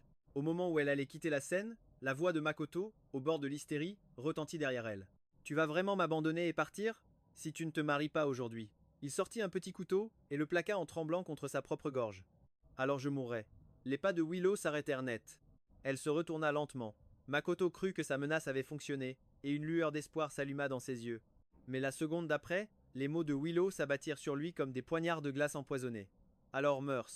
Meurs loin d'ici, et que je ne te revoie plus jamais de ma vie. Chapitre 13. Willow s'enfuit du lieu du mariage sans un regard en arrière. Sans même prendre la peine de se changer, elle monta dans sa voiture en robe de mariée et fonça vers l'appartement de George. Elle devait le trouver et obtenir une réponse claire. Pourquoi avait-il renoncé à un si bel engagement? La voiture dévorait la route. Willow grilla plusieurs feux rouges avant de s'arrêter brutalement devant l'immeuble de George.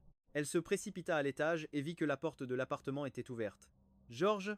Elle poussa la porte, mais les mots restèrent coincés dans sa gorge. George n'était pas là. À l'intérieur se trouvaient seulement son ami David et une femme inconnue. Willow fronça les sourcils et demanda froidement « Que faites-vous ici? Où est George? N'es-tu pas en train de te marier, aujourd'hui ?» rétorqua David d'un ton acerbe. « Que fais-tu ici ?» Leurs voix se heurtèrent et l'atmosphère devint instantanément glaciale. Ce fut David qui réagit le premier. Il se tourna vers la femme et lui dit doucement « Désolé, arrêtons-nous là pour aujourd'hui. Une fois qu'elle eut refermé la porte, il se retourna vers Willow. George m'a demandé de vendre cet appartement. J'ai amené une cliente pour une visite. Le vendre? Le visage de Willow se décomposa. George avait déjà rompu leurs fiançailles, et maintenant ils vendaient même leur appartement. Et lui alors? Où allait-il? Paniquée, elle attrapa son téléphone et composa le numéro de George. Bip, bip. Avant la troisième sonnerie, une voix féminine, froide et mécanique, intervint. Le numéro que vous avez composé n'existe pas. La main de Willow se crispa sur son téléphone. Impossible. Elle rappela, 2 fois de plus. Chaque fois, le même message sans âme résonna à ses oreilles. C'est alors qu'elle comprit que quelque chose clochait vraiment. Elle releva brusquement la tête et fixa David. Pourquoi vend-il l'appartement? Où est-il en ce moment? David secoua la tête. Je ne sais pas où il est allé. George n'a rien dit. Après une pause, il ajouta. Pour ce qui est de l'appartement, il a dit qu'il ne reviendrait plus, alors il m'a demandé de le vendre. Elle sentit son cœur se serrer violemment, comme broyé par une main invisible. La douleur lui brouilla la vue et ses membres s'engourdirent. Il ne reviendra plus. Avait-il décidé de couper les ponts dès qu'il avait rompu les fiançailles? David observa son air hébété et repensa au regard vide de George avant son départ. Finalement, il ne put s'empêcher de froncer les sourcils. Présidente Liu, vous étiez au mariage de quelqu'un d'autre, en robe de mariée. Pourquoi demandez-vous des nouvelles de George maintenant? Ce n'est pas le cas, lâcha Willow. Je ne savais pas que le marié serait Makoto.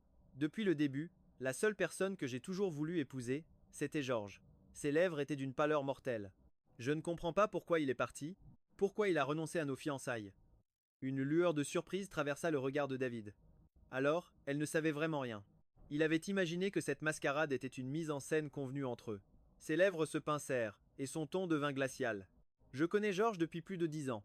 Il n'est pas du genre à faire une chose pareille sans une excellente raison. Si tu n'avais pas fait quelque chose qui lui a brisé le cœur, comment aurait-il pu partir de façon si radicale? Avant son départ, il était si maigre qu'il n'avait plus que la peau sur les os. David la dévisagea, la douleur se lisant dans ses yeux. L'as-tu seulement vu dans cet état? Lui qui était autrefois si arrogant et plein de vie. Mais ce jour-là, il ressemblait à de l'herbe fauchée par le gel. Plus aucune lumière ne brillait dans son regard. Si tu as pu le blesser à ce point, pourquoi prétendre maintenant qu'il est irremplaçable? Les mots de David transpercèrent le cœur de Willow comme 1000 aiguilles. Je n'ai rien fait. Même en le disant, Willow se sentait confuse, incertaine. Elle réalisa soudain que le changement de George avait commencé le jour de l'essayage de leur tenue de mariage. Ce jour-là, il y a eu un tremblement de terre. Elle avait abandonné George pour mettre Makoto en sécurité d'abord. Plus tard, elle avait menti, prétextant une urgence. Peu de temps après, George avait vendu tous les cadeaux qu'elle lui avait offerts. Ensuite, à cause de Makoto, elle l'avait fait placer en détention pendant 3 jours. Elle s'était dit que c'était pour calmer son tempérament, pour l'empêcher d'agir de manière impulsive. Et il y a eu aussi cette fois où elle avait choisi de rester avec Makoto plutôt que d'accompagner George sur la tombe de sa mère. Plus elle y pensait, plus un froid glacial l'envahissait. Elle se souvint soudain des paroles de sa secrétaire. Si vous n'aimez pas Monsieur Makoto, ne soyez pas si gentil avec lui. Sinon vous ne ferez que blesser Monsieur George. Alors, George avait toujours su, il était au courant de ses mensonges et de tout ce qu'elle faisait pour Makoto. À ses yeux, avait-il déjà conclu qu'elle était tombée amoureuse de Makoto? Willow enfonça ses ongles dans la paume de sa main. La douleur la fit frissonner, mais ce n'était rien comparé à l'agonie qui lui serrait la poitrine. Qu'avait-elle fait? Toute sa force sembla l'abandonner d'un seul coup. Willow regarda David, son regard humble, presque suppliant.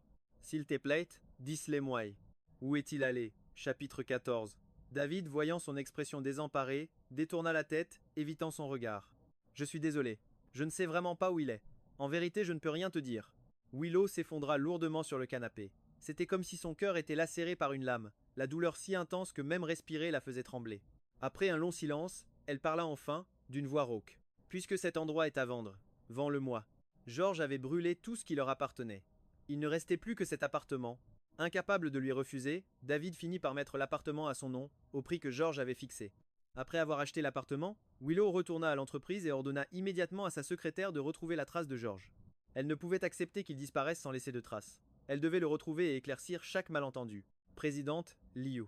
La secrétaire poussa la porte et posa une pile de documents sur le bureau. L'avez-vous trouvé? Une étincelle d'espoir s'alluma instantanément dans les yeux de Willow. Mais quand elle vit sa secrétaire secouer la tête, l'étincelle s'éteignit aussitôt, et son cœur plongea dans le désespoir. J'ai trouvé certaines choses. Vous devriez probablement les voir par vous-même. Le ton hésitant de la secrétaire indiquait que sa découverte était loin d'être anodine. En cherchant George, elles avaient retracé tous les lieux où il était allé, et toutes les personnes qu'il avait contactées avant de partir, déterrant au passage des secrets inattendus. Willow fronça les sourcils, prit la clé USB sur le bureau, et la brancha sur l'ordinateur. Le dossier ne contenait que 2 vidéos. La première vidéo, issus de la surveillance du centre de détention, montraient George, acculé dans un coin par des codétenus. Certains lui tiraient les cheveux, d'autres le rouaient de coups de pied. À la fin, ils allèrent jusqu'à approcher des ordures d'une poubelle vers sa bouche. La seconde vidéo était plus floue, visiblement filmée par une caméra en bord de route. On y voyait George courant désespérément sur une route de montagne, poursuivi par plusieurs hommes à l'allure suspecte. Willow fixait l'écran, le regard intense. Son visage s'assombrit peu à peu, sa main se resserrant au point de presque broyer la souris. Une pression terrifiante émanait d'elle. Soudain, elle leva les yeux vers la secrétaire, son regard aussi tranchant qu'une lame de glace. Qu'est-ce qui s'est passé, George? Comment a-t-il pu subir une chose pareille? La secrétaire, l'air hésitant, fit glisser un autre dossier vers elle. Le jour où vous avez envoyé Monsieur George en détention, quelqu'un a utilisé votre nom pour corrompre les gardes et leur a demandé de bien s'occuper de lui. Qui était-ce? La secrétaire tourna une page, plaçant devant elle des relevés de transfert et des captures d'écran de messages. C'était Makoto. Le cœur de Willow se serra violemment. Jamais elle n'aurait pu imaginer que pendant ces 3 jours, George avait enduré un traitement aussi inhumain. Comment ose-t-il? Willow serra les dents. Il y a autre chose, continua la secrétaire. J'ai vérifié les journaux d'appel et les messages de Monsieur George du mois dernier. Makoto lui a envoyé de nombreux messages de provocation. Et le jour où Monsieur George a été agressé par ces voyous dans la montagne, il vous a appelé. L'appel a duré 1 minute, puis a été coupé. À cet instant, Willow se souvint. Ce matin-là, Makoto avait pris son téléphone en disant vouloir vérifier quelque chose. Elle n'y avait pas prêté attention. En y repensant maintenant, cet appel à l'aide avait très certainement été interrompu par lui. Non seulement elle n'avait pas reçu le cri de détresse de George, mais après, elle l'avait même accusé de toujours causer des ennuis, sans jamais demander ce qui s'était réellement passé. La secrétaire tournait les pages du dossier, révélant une à une toutes les épreuves que George avait subies. Chaque mot inscrit sur ces pages était comme un poignard, transperçant le cœur de Willow encore et encore. Elle réalisa soudain que George était devenu de plus en plus silencieux ces derniers temps. Il ne s'accrochait plus à elle comme avant, et même lorsqu'il était blessé, il ne lui demandait plus de le défendre. Elle avait cru qu'il apprenait enfin à se calmer. Mais en réalité, il était déjà complètement déçu par elle. La respiration de Willow s'accéléra. Une douleur violente battait à ses tempes, et sa vision s'assombrit. Elle se leva d'un bond, préparait la voiture. Nous allons à la résidence des Wang. À l'intérieur de la villa, Makoto était assis sur le canapé, l'air maussade. Depuis le désastre du mariage, il n'était pas sorti, devenant la risée de tout leur entourage. Son père soupira. Es-tu vraiment obligé de t'acharner sur Willow? Une lueur étrange passa dans les yeux de Makoto. Obsédé par Willow? Pas du tout. C'était simplement parce que la fiancée de George était l'héritière d'une puissante famille de l'élite. Il ne pouvait pas l'accepter. Pourquoi George aurait-il ce que lui ne pouvait obtenir? Il s'apprêtait à parler quand la porte de la villa fut soudainement défoncée dans un bruit assourdissant. La porte claqua contre le mur, soulevant un nuage de poussière. Willow se tenait à l'entrée, à contre-jour, dégageant une aura terrifiante et glaciale. Dès que Makoto la vit, ses yeux s'illuminèrent. Willow, tu es venu pour. Avant qu'il ne puisse finir, le regard de Willow figea les mots dans sa gorge. Ce regard était bien trop perçant, comme des pointes de glace s'enfonçant en lui, lui glaçant le sang. Willow, qu'est-ce qui t'arrive? Willow ne répondit pas. Elle se contenta de lever la main et de faire un léger signe. Ses gardes du corps entrèrent immédiatement, prenant le contrôle de la situation. Un rictus se dessina sur ses lèvres, et le froid dans son regard s'intensifia. Détruisez tout. Chapitre 15. Armés de barres de fer et de haches, les gardes du corps s'attaquèrent violemment au mobilier de la villa, sous les yeux du père et de Makoto. Les peintures, les meubles, les vases, tout fut réduit en éclats en un instant. Le visage du père devint livide. Tremblant, il se précipita en avant. Présidente Liu, que faites-vous? En quoi la famille Wang vous a-t-elle offensé? Willow esquissa un léger sourire. À compter de ce jour, le groupe Wang entrera en liquidation judiciaire. Chaque mot tomba avec une force écrasante. Les pupilles de Makoto se contractèrent, comme s'il venait d'être frappé par la foudre. Il resta figé sur place, incapable de bouger. Modèle, le fracas des objets brisés, les hurlements de son père. Un frisson incontrôlable le parcourut. Face à cette femme d'une froideur cruelle, une peur viscérale lui serra le cœur. Non! Cria le père, tentant d'agripper le bras de Willow. Au nom de George, présidente Liu, pour George, je vous en supplie, épargnez-nous. Il bafouillait, s'agrippant au nom de George comme à sa dernière chance de survie. Sans un mot, Willow le repoussa violemment du pied. Le père recula, déséquilibré, et s'effondra sur une table basse qui se brisa sous son poids. Un gémissement de douleur étouffé lui échappa. Comment oses-tu prononcer le nom de George? Son regard était chargé de haine.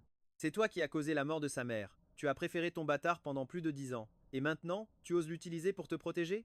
Continuez à tout détruire, aboya-t-elle. Ne laissez pas la moindre miette. Non! Je t'en prie. Les lèvres de Makoto se mirent à trembler. Toute son arrogance s'était évaporée. Il ne restait plus que la peur pure. Il se tourna vers Willow, arborant l'air pitoyable qui avait si souvent fonctionné par le passé.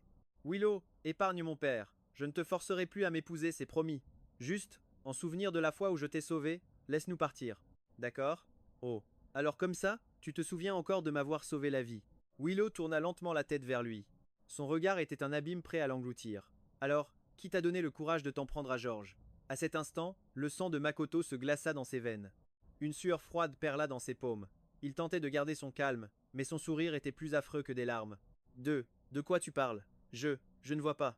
Pourtant, quand tu as demandé au prisonnier de bien s'occuper de lui, rappela Willow, articulant chaque mot, tu n'avais pas l'air si ignorant.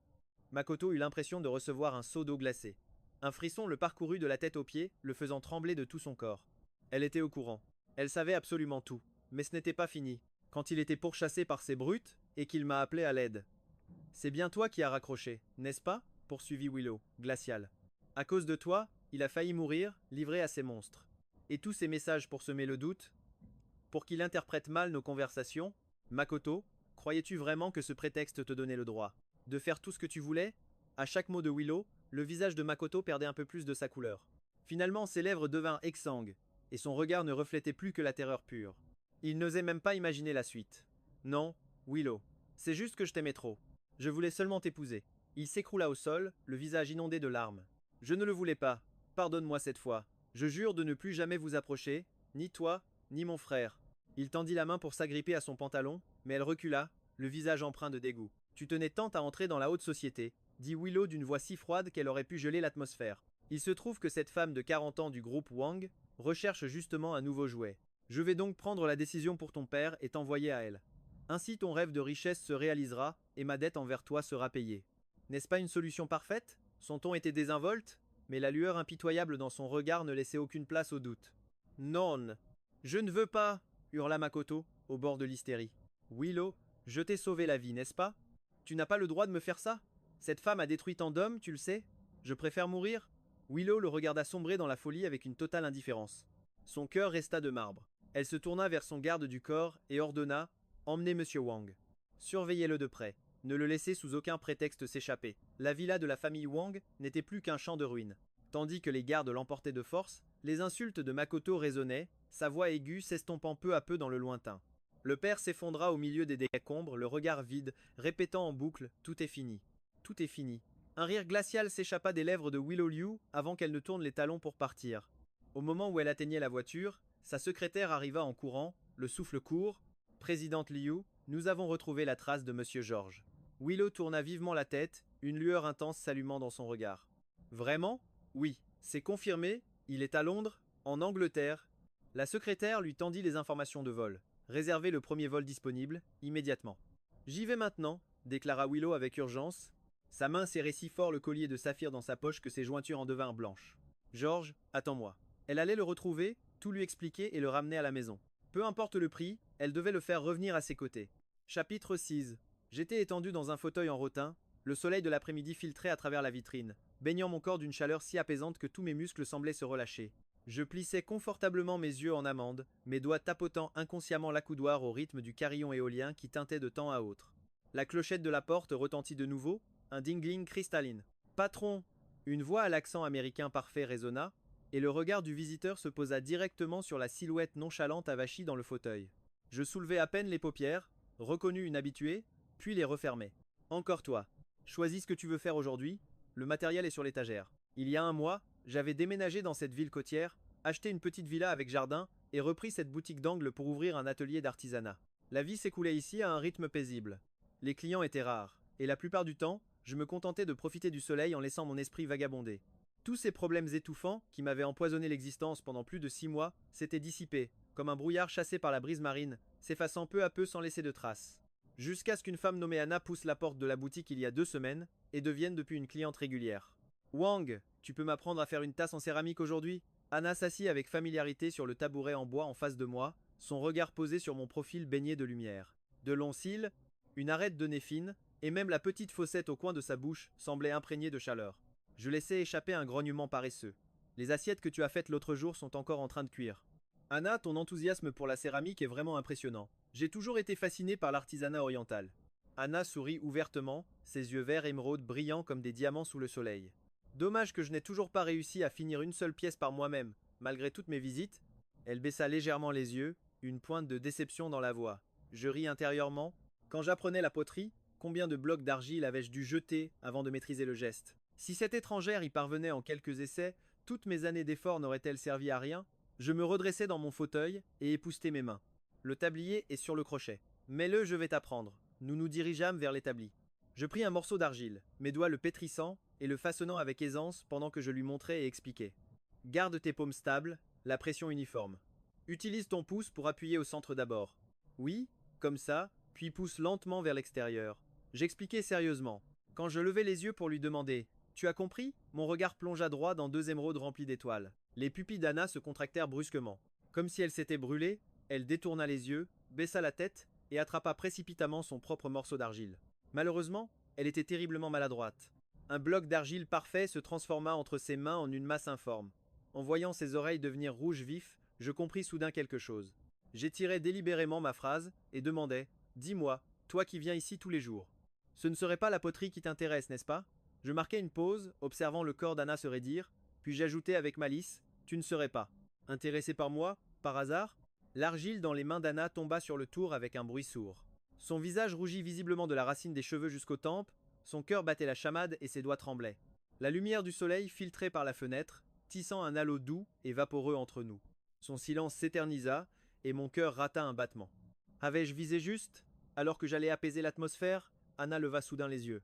Ses prunelles émeraudes, trop brillantes, reflétaient mon visage avec une clarté déconcertante. Une panique soudaine me saisit, me faisant cligner des yeux. Même le bout de mes oreilles se mit à chauffer.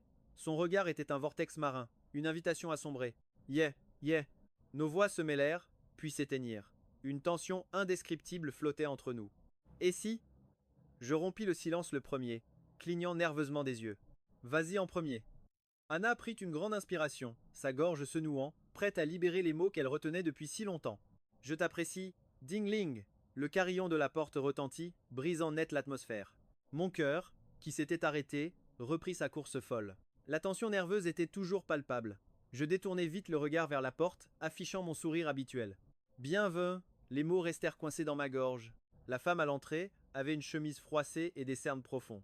Mais ses yeux, étaient rivés sur moi avec une intensité effrayante. Tout le sang dans mes veines sembla se glacer. Je n'entendais plus que les battements de mon propre cœur. C'était Willow. George, dit Willow d'une voix un peu rauque. Je t'ai enfin retrouvé. Chapitre 10 à 7. Mon sourire disparut instantanément, mon ton devenant glacial. Qu'est-ce que tu fais ici? J'esquissai un rictus, la moquerie perçant dans ma voix. Tu ne devrais pas être en lune de miel avec Makoto? C'est quoi, cette comédie en venant jusqu'ici? Mes mots furent comme un poignard empoisonné, se plantant droit dans son cœur et la torturant de l'intérieur. Son visage devint blême, sa voix tremblante. Je ne l'ai pas épousée, Georges. La seule personne que j'ai toujours voulu épouser, c'était toi. Je plissai les yeux, une lueur sarcastique dans le regard. Elle avait si ardemment protégé Makoto, puisqu'elle aimait tant ça, je m'étais effacé bien volontiers. Venir jusqu'ici me jurer fidélité, c'était tout simplement ridicule. Ah, ma réponse fut plate, dénuée de toute émotion. Et qu'est-ce que ça peut me faire? Son cœur tressaillit. Elle força un sourire fragile sur ses lèvres sèches et gercées. Georges, tu as vraiment mal compris. Je n'ai jamais aimé Makoto. Le seul dans mon cœur, ça a toujours été toi. Ce qui s'est passé au centre de détention, ce n'était pas moi. Makoto a utilisé mon nom pour soudoyer ces gens. Et pour ton appel, c'est ma faute. Je ne savais vraiment pas que tu étais en danger. Les gens qui t'ont fait du mal, je me suis déjà vengé d'eux.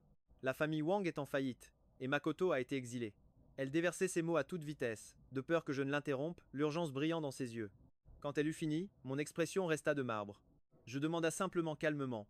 Et alors? Ses lèvres bougèrent à nouveau, sa voix s'adoucissant. Je sais que j'ai eu tort, Georges. Reviens avec moi, d'accord? J'éclatai de rire. Un rire léger, mais qui lui serra le cœur, petit à petit. Willow, quand tu lui as donné le souvenir de ma mère, quand tu le favorisais constamment, as-tu pensé à ce que je ressentais? Quand tu m'as laissé seul sur cette montagne, as-tu imaginé une seconde que j'étais en danger? Tu dis m'aimer, mais c'est toi qui m'as poignardé le plus profondément. N'utilise pas l'excuse du je ne savais pas. Si tu ne l'avais pas couvert encore et encore, Makoto aurait-il osé aller si loin? Que tu l'aimes vraiment ou non, c'est toi qui lui as fait croire qu'il pouvait prendre ma place. Je fermai les yeux, comme vidé de toute force, ma voix devenant à peine un murmure. Rentre chez toi, ne viens plus jamais me chercher. J'ai cessé de t'aimer depuis longtemps. Ses yeux s'embuèrent aussitôt. Elle agrippa soudain mon poignet, me fixant avec entêtement. Georges, nous avons grandi ensemble. Plus de 10 ans de sentiments, tu ne peux pas. Sa voix se brisa. Tu ne peux pas me rejeter juste pour une seule erreur. Je ne t'ai pas trompé, j'étais seulement perdu un instant. Tu n'as pas le droit de me traiter de la sorte. Regarde. Elle a sorti précipitamment de sa poche le collier en saphir et me l'a tendu. J'ai retrouvé un autre souvenir que ta mère a laissé. Mon regard a vacillé un court instant en voyant le collier. Évidemment, je l'ai reconnu. Mais ce collier, ma mère en avait fait don il y a longtemps. Le bracelet en perles de bois qu'elle a porté toute sa vie était bien plus précieux à mes yeux. Willow, séparons-nous en bons termes. J'ai vivement retiré mon poignet. Je n'ai plus de sentiments pour toi, et je ne te déteste pas non plus. Tu as acheté ce collier avec ton argent, garde-le. Après avoir déménagé ici, j'ai fini par comprendre que ces rancœurs qui m'ont enchaîné presque toute ma vie auraient dû être abandonnées depuis longtemps. J'ai haï le favoritisme de mon père, la méchanceté de Makoto et les manigances de sa mère. Mais après toutes ces luttes, c'est toujours moi qui finissais le plus blessé. Je me suis dit que si ma mère était encore en vie, elle voudrait que je vive libre et sereinement. Alors j'ai aussi laissé partir ma haine envers eux. Son cœur semblait se briser en 1000 morceaux alors qu'elle me regardait avec des yeux suppliants. Georges, comparé à nos 10 années passées ensemble, mon erreur est vraiment insignifiante. Ne peux-tu pas me donner une chance de me rattraper? J'ai pris une profonde inspiration, j'ai croisé son regard, et j'ai demandé lentement, mot pour mot. Tu penses que j'en fais toute une histoire pour rien? Son visage est devenu blême. Elle a agité les mains, paniquée. Ce n'est pas ce que je voulais dire. Tu penses que je fais juste un caprice? Mais Willow, ce que tu ignores, c'est que nous avons déjà été mariés une fois. Son esprit s'est vidé. Elle s'est complètement figée. Elle m'a dévisagé, hébété, avant de bégayer, Georges, Qu'est-ce que tu veux dire? Mon regard était d'un calme inquiétant, mais mes mots la transperçaient comme des poignards de glace. Tu trouves que je réagis de manière excessive, mais ce n'est pas ma première vie. Dans ma vie antérieure, tu m'as bien épousé. Mais 3 ans plus tard, j'ai découvert que toi et Makoto aviez déjà une famille. Votre enfant avait 2 ans. Tu prétends aujourd'hui ne jamais l'avoir aimé, mais qui sait? Peut être que dans quelques années, tu me tromperas encore, tu fonderas une famille avec lui et vous aurez des enfants. Ta trahison, je l'ai déjà vécue. Et une seule fois, c'était bien plus que suffisant. Chapitre 10 à 8. Willow avait l'air d'entendre la chose la plus absurde du monde. Ses yeux se sont écarquillés en fixant Georges. Georges, ne fais pas ce genre de blague. Je n'ai jamais rien fait de tel. Pourquoi devrais-je payer pour quelque chose que je n'ai jamais fait? Oui, la toi d'aujourd'hui ne l'a pas fait. Ma voix est restée froide et impassible. Mais moi, je l'ai déjà vécu une fois. Alors cette fois, je limite les dégâts à temps. Qu'y a-t-il de mal à ça? La douleur fulgurante de l'accident de camion semblait encore brûler dans mes membres.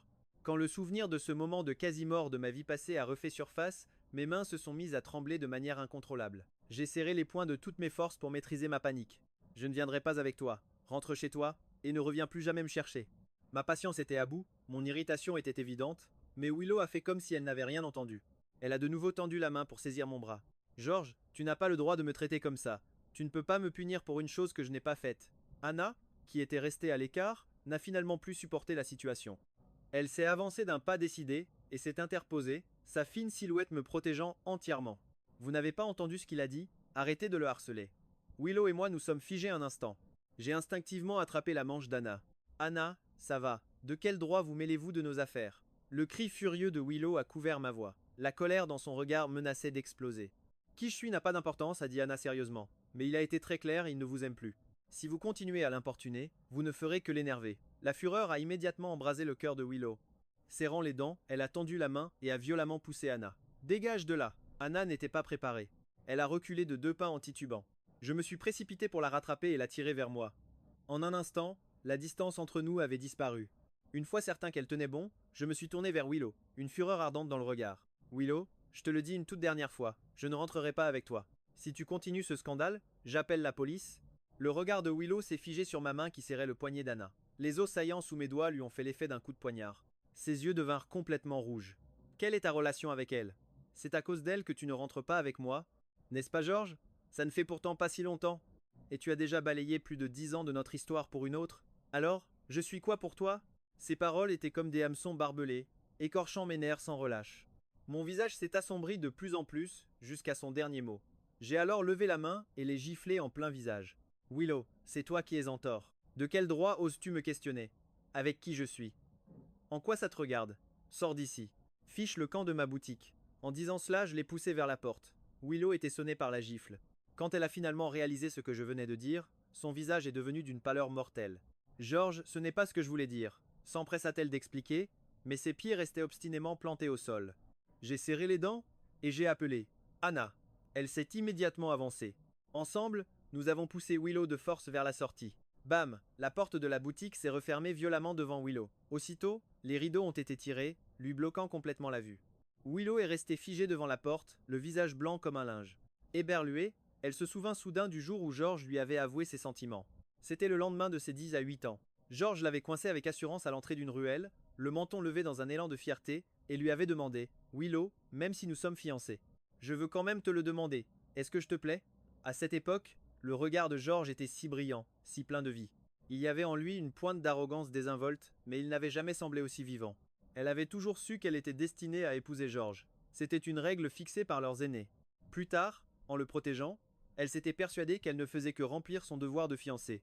Mais ce jour-là, en croisant son regard pétillant, elle avait entendu pour la toute première fois son propre cœur battre la chamade. Sans même s'en rendre compte, elle était déjà tombée amoureuse de cet homme qui brûlait comme un feu dévorant.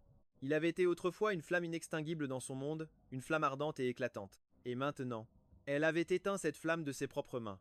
Chapitre 10 à 9. Willow retourna à l'hôtel, comme dans un brouillard. Elle avait pris le premier vol disponible.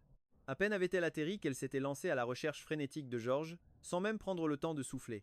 Désormais, toute force semblait l'avoir quittée. Lever le petit doigt lui demandait un effort surhumain. Elle ne savait pas comment reconquérir George, mais une chose était d'une clarté absolue, elle ne pouvait pas le perdre. Elle s'effondra sur le lit. Un épuisement écrasant la submergea, tandis que des fragments d'images déformées défilaient devant ses yeux. Entre veille et sommeil, elle plongea dans un rêve. Dans ce rêve se trouvait la vie passée que George avait mentionnée. Elle flottait dans les airs, en simple spectatrice, regardant une autre version d'elle-même agir. Au mariage de cette vie-là, Makoto avait de nouveau menacé de se suicider. À ce moment-là, son regard avait été encore plus glacial qu'aujourd'hui. Elle lui avait jeté une seule phrase. « Si tu comptes mourir, fais-le loin d'ici », avant de se retourner pour prendre la main de George. Elle croyait que tout était fini. Jusqu'à ce qu'un an plus tard, elle tombe sur Makoto dans la rue. Il tenait un nouveau-né dans ses bras, le visage blême, lui barrant le passage. Il raconta que des pêcheurs l'avaient sauvé après son saut dans la mer. Il affirmait avoir perdu la mémoire, s'être marié et avoir eu un enfant, mais que sa femme était morte en couche. Sans plus personne vers qui se tourner, il s'était finalement souvenu d'elle. Par un reste de gratitude pour lui avoir sauvé la vie, elle lui loua un logement en périphérie, lui donna un peu d'argent et allait parfois prendre de ses nouvelles. Elle se souvenait parfaitement d'avoir toujours été la femme de George. Jamais, elle n'avait trahi sa promesse. À la toute fin du rêve, elle s'est vue perdre tout contrôle. Ses yeux fixés sur l'homme projeté au loin par une violente collision. Comme une folle, elle s'est précipitée vers lui, berçant le corps déjà sans vie de George, hurlant de désespoir. Le chagrin l'a submergé, l'attirant violemment de son rêve. Des larmes inondaient son oreiller. Sa gorge était un désert, son cœur semblait avoir été arraché de sa poitrine. Une douleur insupportable. Pendant un long moment, elle a fixé le plafond, le regard vide, puis, soudainement, elle s'est levée, a enfilé ses vêtements à la hâte, et a couru directement vers la boutique de George. Chapitre 20. De mon côté, rien n'avait changé. Il y avait peu de clients. J'étais allongé sur mon fauteuil, me balançant nonchalamment. Le carillon de la porte a sonné. J'ai retiré le livre qui couvrait mon visage et j'ai tourné la tête. Bienvenue. Mes mots se sont encore une fois arrêtés net. Pourquoi est-elle encore là? L'impatience a assombri mon visage. Ce que j'ai dit hier n'était pas assez clair? Willow s'est approchée, s'accroupissant devant moi, triturant le coin de ses vêtements. George, j'ai rêvé de la vie passée dont tu m'as parlé. Je ne m'attendais pas à ça. Je suis resté figé. Sa voix était rauque. J'ai tout vu, absolument tout. Et je t'ai vu mourir, écrasé par ce camion. Et alors? Ma voix était glaciale. Où veux-tu en venir? Je ne t'ai pas trompé. Willow me regarda droit dans les yeux. Tout ce que tu as vu, ce n'était pas la réalité. L'enfant de Makoto n'est pas le mien. Je l'ai croisé par hasard, après son accident. Je l'ai juste aidé, lui et son enfant. C'est tout. George. Elle a attrapé ma main fermement. Je ne t'ai jamais trahi. Que ce soit dans ta vie passée ou dans celle-ci, la seule personne que j'ai aimée, c'est toi. George, pourrais-tu? Point à me donner une autre chance? Ses yeux étaient rouges, les larmes prêtes à couler. Je n'avais jamais vu Willow comme ça. Si humble, suppliant pour obtenir le pardon. J'ai soupiré doucement. Mais ma mort, elle, était bien réelle. Que tu m'aies trahi ou non, tu m'as caché que tu voyais Makoto. C'est un fait. Tu sais très bien comment ma mère est morte, Willow. Elle était enceinte. La mère de Makoto l'a mise dans une telle colère qu'elles y sont restées toutes les deux, elle et l'enfant. Mon petit frère n'a même pas eu la chance de voir ce monde avant de mourir. Tu dis que les péchés de sa mère ne le concernent pas. Alors qui va payer pour la vie de mon frère? Tu savais comment je réagirais, mais tu as quand même choisi de le voir. Du début à la fin, tu n'as jamais demandé mon avis. Tu n'as jamais pensé à ce que je ressentais. Je l'ai fixé droit dans les yeux. Chacune de mes accusations était une flèche qui lui transperçait le cœur. Ce qui est fait est fait. Avec moi, il n'y a pas de pardon, et je ne reviendrai jamais en arrière. Le visage de Willow devint d'une pâleur mortelle. Elle s'effondra sur le sol, murmurant sans cesse « George !» Tu ne peux pas me condamner comme ça. Le carillon retentit de nouveau.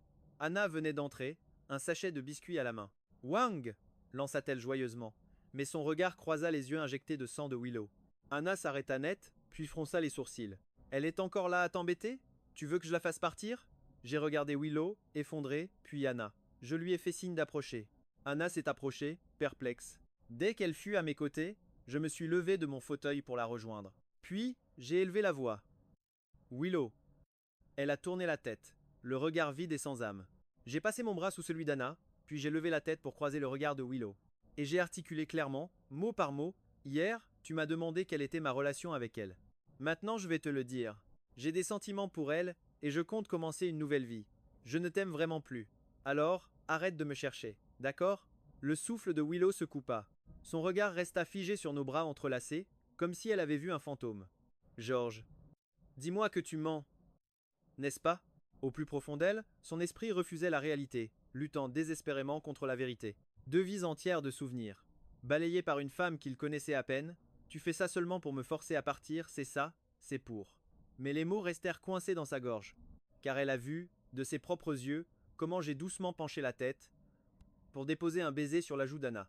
Le monde d'Anna venait de s'arrêter de tourner. Une vague écarlate submergea son visage, comme si un seau de peinture venait de s'y déverser. Elle me montra du doigt, puis elle-même, incapable de formuler un mot. Toi, moi, mais je n'avais pas le temps de gérer sa confusion. Mon regard était fixé sur Willow. Tu me crois maintenant? Tu connais mon caractère. Quand je prends une décision, je ne reviens jamais en arrière. Je peux aimer de tout mon être, comme je peux tout effacer sans un regard. Willow, à l'instant où tu m'as blessé pour Makoto, notre histoire était déjà terminée. Willow me fixait, moi, debout près d'Anna, nos bras intimement liés. Ses yeux s'embrasèrent de douleur. Rester une seconde de plus était impossible. Prise de panique, elle se leva d'un bond et s'enfuit. Elle n'osait pas y croire. Elle ne le pouvait pas. C'était la fin. Elle m'avait perdu pour de bon. La porte se referma, emportant avec elle le tintement du carillon. Le silence retomba sur l'atelier. Anna se tenait là, encore sous le choc. Je lâchai son bras et lui dis d'un ton désolé. Pardon, je ne t'avais pas prévenu, je n'aurais pas dû t'utiliser comme ça. Anna ouvrit la bouche, et le souvenir de notre première rencontre traversa son esprit. Ce jour-là, la lumière était parfaite. George, assis à son tour, pétrissait l'argile. Son profil, auréolé d'or, semblait tout droit sorti d'une peinture. Elle devait l'admettre, c'est cette image qui l'avait séduite au premier regard. Mais elle comprit vite que George n'était pas une rivière paisible. Il était un feu ardent au contour acéré. Nonchalant sur son fauteuil, il avait l'air d'un chat au soleil. Mais dès que les choses devenaient sérieuses, il pouvait rembarrer le client le plus pénible sans ciller. Il était entier, fidèle à lui-même. Comment ne pas avoir le cœur qui bat pour un homme aussi vivant? Était-ce seulement de la comédie? Sa voix était un souffle, si léger que le vent l'emporta. Je n'avais pas bien entendu et demandai par réflexe. Qu'as-tu dit? Anna pinça les lèvres. Soudain, une lueur nouvelle brilla dans ses yeux. Elle me fit face, armée d'un courage qu'elle n'avait jamais eu. Ses prunelles émeraudes, pleines d'une sincère émotion, me fixaient. Elle dit, d'une voix lente et claire. Wang, peu importe que tu m'aies utilisé. J'espère juste ne pas être seulement un pion pour toi. Le jour où tu m'as demandé si tu me plaisais, je n'ai pas eu la chance de te répondre. Alors aujourd'hui, je te le dis franchement. Georges, tu me plais. Chapitre 21. Ma main, qui s'avançait vers l'argile, se figea en plein vol, les doigts suspendus dans les airs. Je ne m'attendais absolument pas à une telle confession. Mes oreilles me brûlaient, une chaleur intense m'envahit d'un coup. En tournant la tête, mon regard plongea directement dans le vert émeraude de ses yeux. Je savais depuis longtemps à quel point son regard pouvait être dangereusement captivant. Lui faire face de si près. Et mon cœur manqua un battement encore une fois. En une fraction de seconde, je détournai les yeux, mes doigts agrippant la table sans que je m'en rende compte. Anna, pourquoi est-ce que je te plais? Mes cils tremblèrent, ma voix à peine audible. Anna pencha la tête sur le côté. Faut-il une raison pour apprécier quelqu'un? Je serrai les lèvres avant de reprendre, mais je ne suis peu, être pas celui que tu imagines. Je n'ai pas besoin de t'imaginer. Anna se pencha en avant, son ton d'une sincérité désarmante. Le Georges que je vois, c'est celui qui partage son pain avec le sans-abri, qui se défend avec calme et qui s'illumine en modelant l'argile. Quelqu'un qui ressemble au soleil, si chaleureux et si brillant. N'est-ce pas normal d'être attiré par le soleil? Ces mots firent monter le feu à mes joues. De toute ma vie, personne ne m'avait jamais fait un compliment aussi direct. Du temps de Willow, tout ce que j'entendais, c'était que j'étais arrogant ou dominateur. Les gens me collaient des étiquettes sans même essayer de me comprendre. Et maintenant, quelqu'un disait que j'étais comme le soleil. Malgré tout, je n'étais pas prêt à aimer de nouveau. Comme si elle avait lu en moi, Anna sourit, sa voix s'adoucissant. Ne te précipite pas pour me répondre, et ne te sens surtout pas obligé. Je voulais juste que tu saches ce que je ressens. J'ai ouvert la bouche, puis j'ai simplement murmuré « merci ». Les sentiments ne sont pas un jeu. Je ne pouvais pas prendre une décision à la légère. J'ai besoin de temps pour comprendre mes propres sentiments, Anna. Je ne peux pas te répondre tout de suite. Les yeux d'Anna se plissèrent en un sourire. Ce n'est pas grave, tes sentiments sont le plus important. À partir de ce jour, notre relation est redevenue comme avant. Je devais l'admettre, Anna avait un excellent sens des limites. Même après m'avoir avoué ses sentiments, elle ne m'a jamais mis la moindre pression. Elle continuait de passer à la boutique, s'asseyait, parlait de céramique et partageait de petites anecdotes. Ma vie avait retrouvé son calme.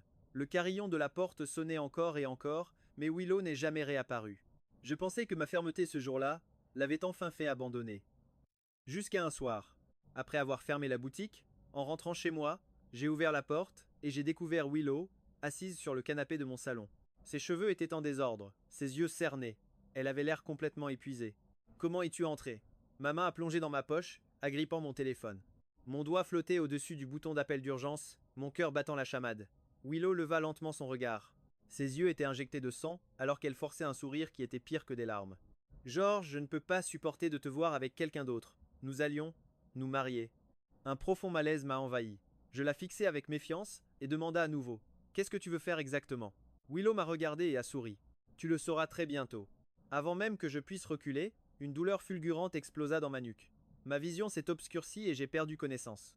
Quand j'ai rouvert les yeux, la première chose que j'ai vue était un plafond familier. Je me suis redressé d'un coup et j'ai regardé autour de moi. Les tableaux au mur, les plantes vertes près de la fenêtre, même la lampe de bureau que j'utilisais depuis des années, tout me confirmait un fait indéniable.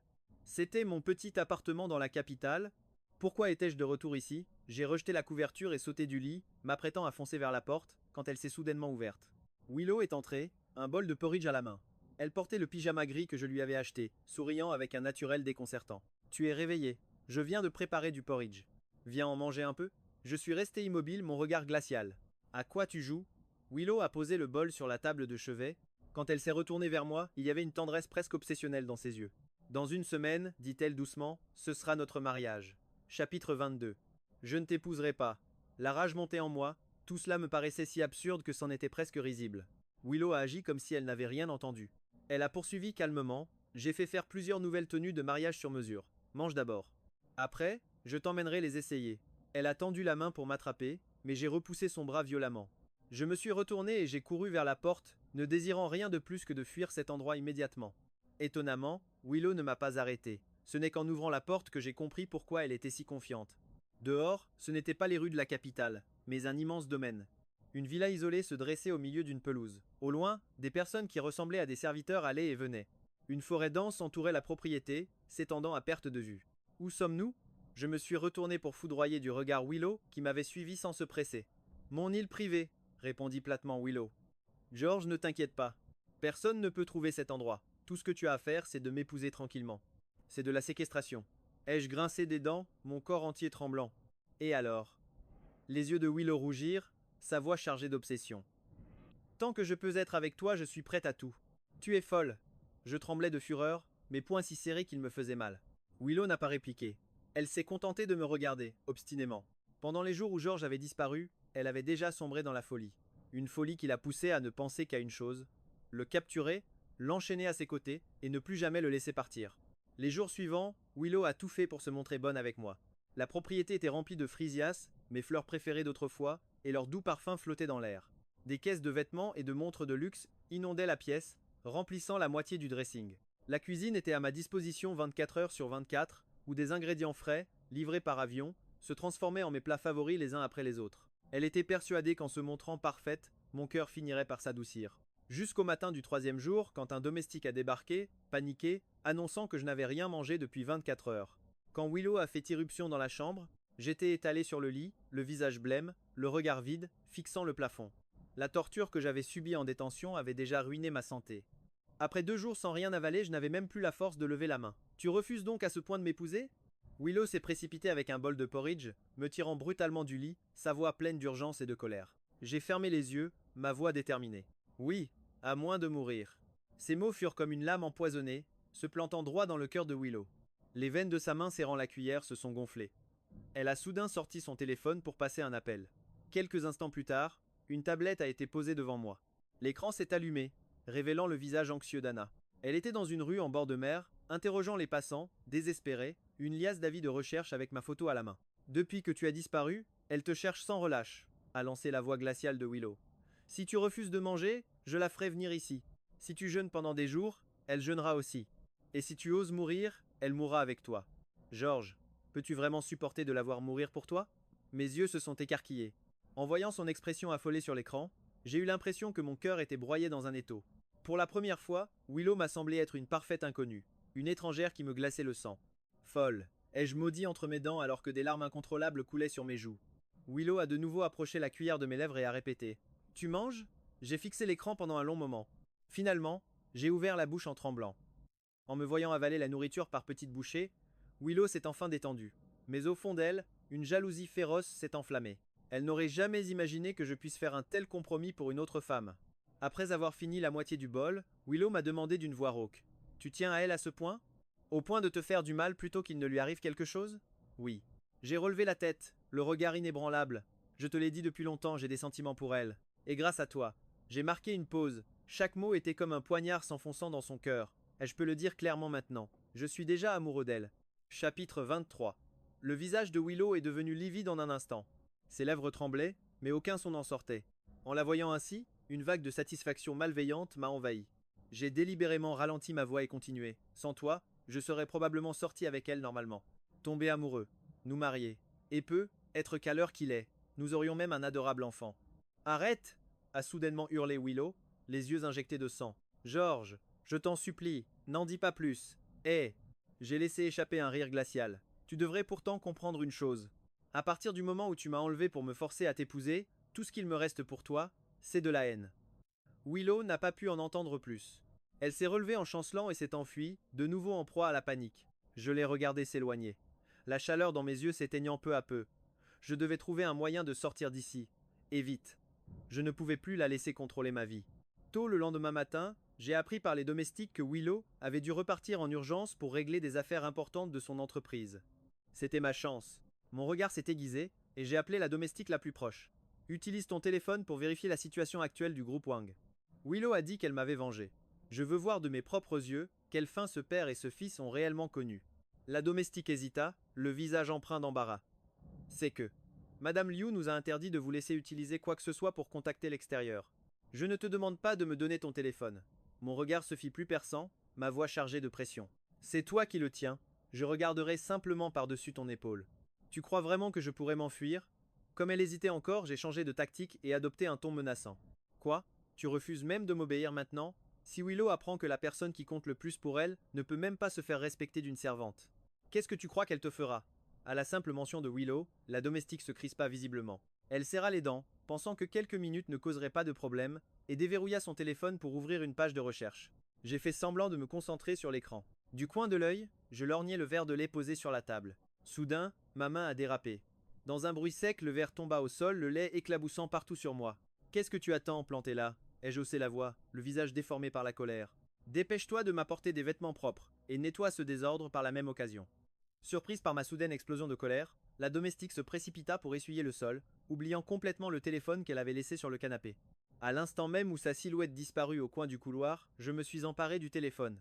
Mes doigts volaient sur l'écran. J'ai envoyé le même message à David, à Anna, et même à l'adresse email anonyme de la police, aidez-moi. J'y ai joint les coordonnées approximatives que j'avais réussi à obtenir discrètement grâce à une application de localisation. Une fois les messages envoyés, j'ai rapidement effacé toutes les traces, éteint le téléphone et l'ai négligemment rejeté sur le canapé. Quel téléphone de pacotille? Ai-je marmonné en me levant. Il se bloque pour une simple recherche. Puis je suis retourné directement dans ma chambre. Ne restait que la domestique qui, en revenant, trouva le téléphone éteint et fut prise de sueur froide, sans pour autant oser poser la moindre question. Allongé sur le lit, mon cœur était une véritable tempête. J'ignorais si les messages étaient parvenus à destination, ou combien de temps il leur faudrait pour trouver cette île privée et isolée, si tant est qu'ils l'aient reçue. Cet endroit était rempli des hommes de Willow. Mettre un pied dans la cour était déjà un exploit, alors m'échapper seul. Le soir, en apportant le dîner, la domestique m'annonça que Madame Liu était très occupée. Elle ne rentrerait probablement pas avant tard dans la nuit, elle vous demande de ne pas l'attendre et de vous reposer. Comme si j'allais l'attendre, ai-je ricané. Elle se donne vraiment de grands airs. Après avoir mangé, je ne me suis même pas attardé dans le salon et suis retourné directement dans ma chambre. Allongé sur le lit, je me demandais si je devais tenter d'envoyer un autre message le lendemain, quand un vrombissement assourdissant retentit soudain à l'extérieur. Un hélicoptère. J'ai froncé les sourcils, pensant que Willow était de retour. Mais bientôt, des bruits de pas chaotiques et des cris ont éclaté dehors. Puis, la porte de ma chambre a volé en éclats. George, c'était la voix de David. Mon cœur fit un bond violent, et je me redressai d'un coup. Sur le seuil, David se tenait là, le visage dévoré par l'anxiété. Quand il vit que j'étais sain et sauf, il laissa clairement échapper un soupir de soulagement. David s'écarta légèrement, révélant la personne qui se tenait derrière lui. Le visage d'Anna apparut à la porte. Ses yeux verts, d'habitude si souriants, étaient maintenant remplis d'inquiétude et d'urgence. George!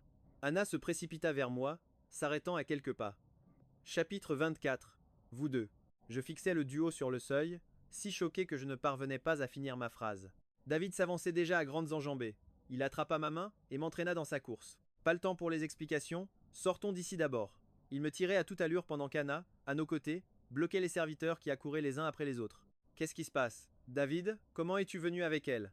Ai-je demandé, à bout de souffle, pendant notre course. Dès que j'ai reçu ton message de détresse, j'ai lancé une enquête, répondit David rapidement. C'est comme ça que j'ai découvert que Willow t'avait emmené sur cette île. Mais mes forces étaient insuffisantes pour espérer te faire sortir de là au nez et à la barbe de Willow. C'est alors qu'elle est venue me voir personnellement, disant qu'elle te connaissait et voulait travailler avec moi. Il me lança un regard mi-taquin, mi-curieux. Pas mal? Où as-tu rencontré une jeune femme aussi riche? Elle est l'héritière d'une vieille famille de l'aristocratie européenne. Si elle n'avait pas mobilisé sa milice privée, rien ne garantit que nous serions encore là aujourd'hui. Quoi? Je suis resté figé un instant. J'avais toujours pensé qu'Anna n'était qu'une simple étrangère passionnée de poterie. Jamais je n'aurais imaginé qu'elle ait un tel passé. Nous venions à peine d'atteindre l'hélicoptère quand des bruits de pas précipités ont retenti derrière nous. Willow revenait, accompagné d'un groupe de gardes du corps. Son manteau noir claquait sous le vent marin, son visage était glacial. George, viens ici. Son regard était fermement fixé sur moi, qui me cachait derrière Anna. Par instinct, j'ai reculé d'un pas. Anna, cependant, s'avança calmement d'un demi-pas, me bloquant complètement derrière elle. Mademoiselle, débarquée sur le territoire de quelqu'un d'autre. Pour enlever une personne n'est pas très convenable, n'est-ce pas? Les yeux de Willow se posèrent sur Anna, son hostilité à peine dissimulée. George n'appartient à personne, répondit fermement Anna. Vous l'avez détenu illégalement. C'est déjà une violation de la loi. Je suis juste venu le récupérer. Laissez-le partir, et je vous laisserai tous vous en aller. Willow fit un geste de la main. Ses gardes du corps formèrent immédiatement un demi-cercle. Sinon, vous resterez tous ici. Mon cœur battait à tout rompre. Je serrai la main de David de plus en plus fort. David, nous.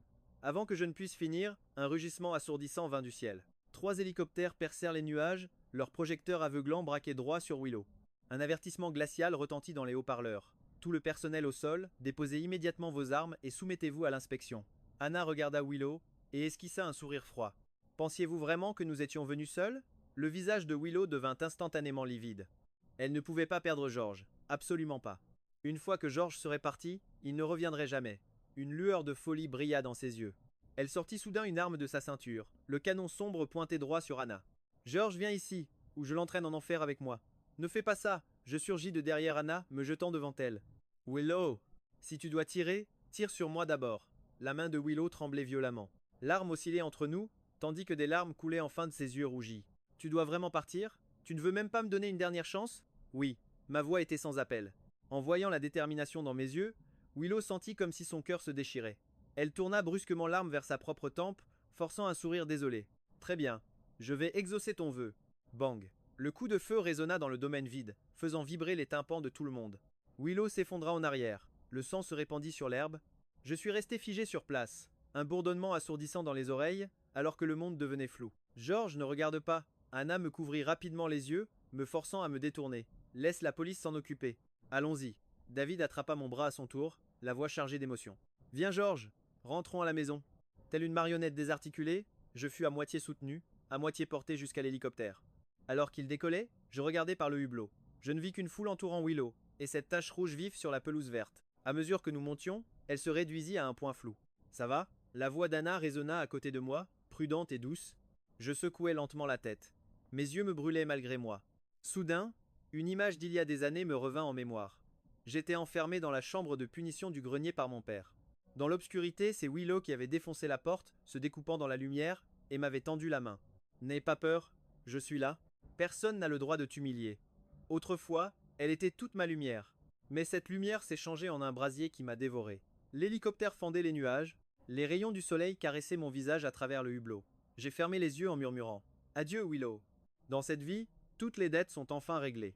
Nos chemins ne se croiseront plus jamais.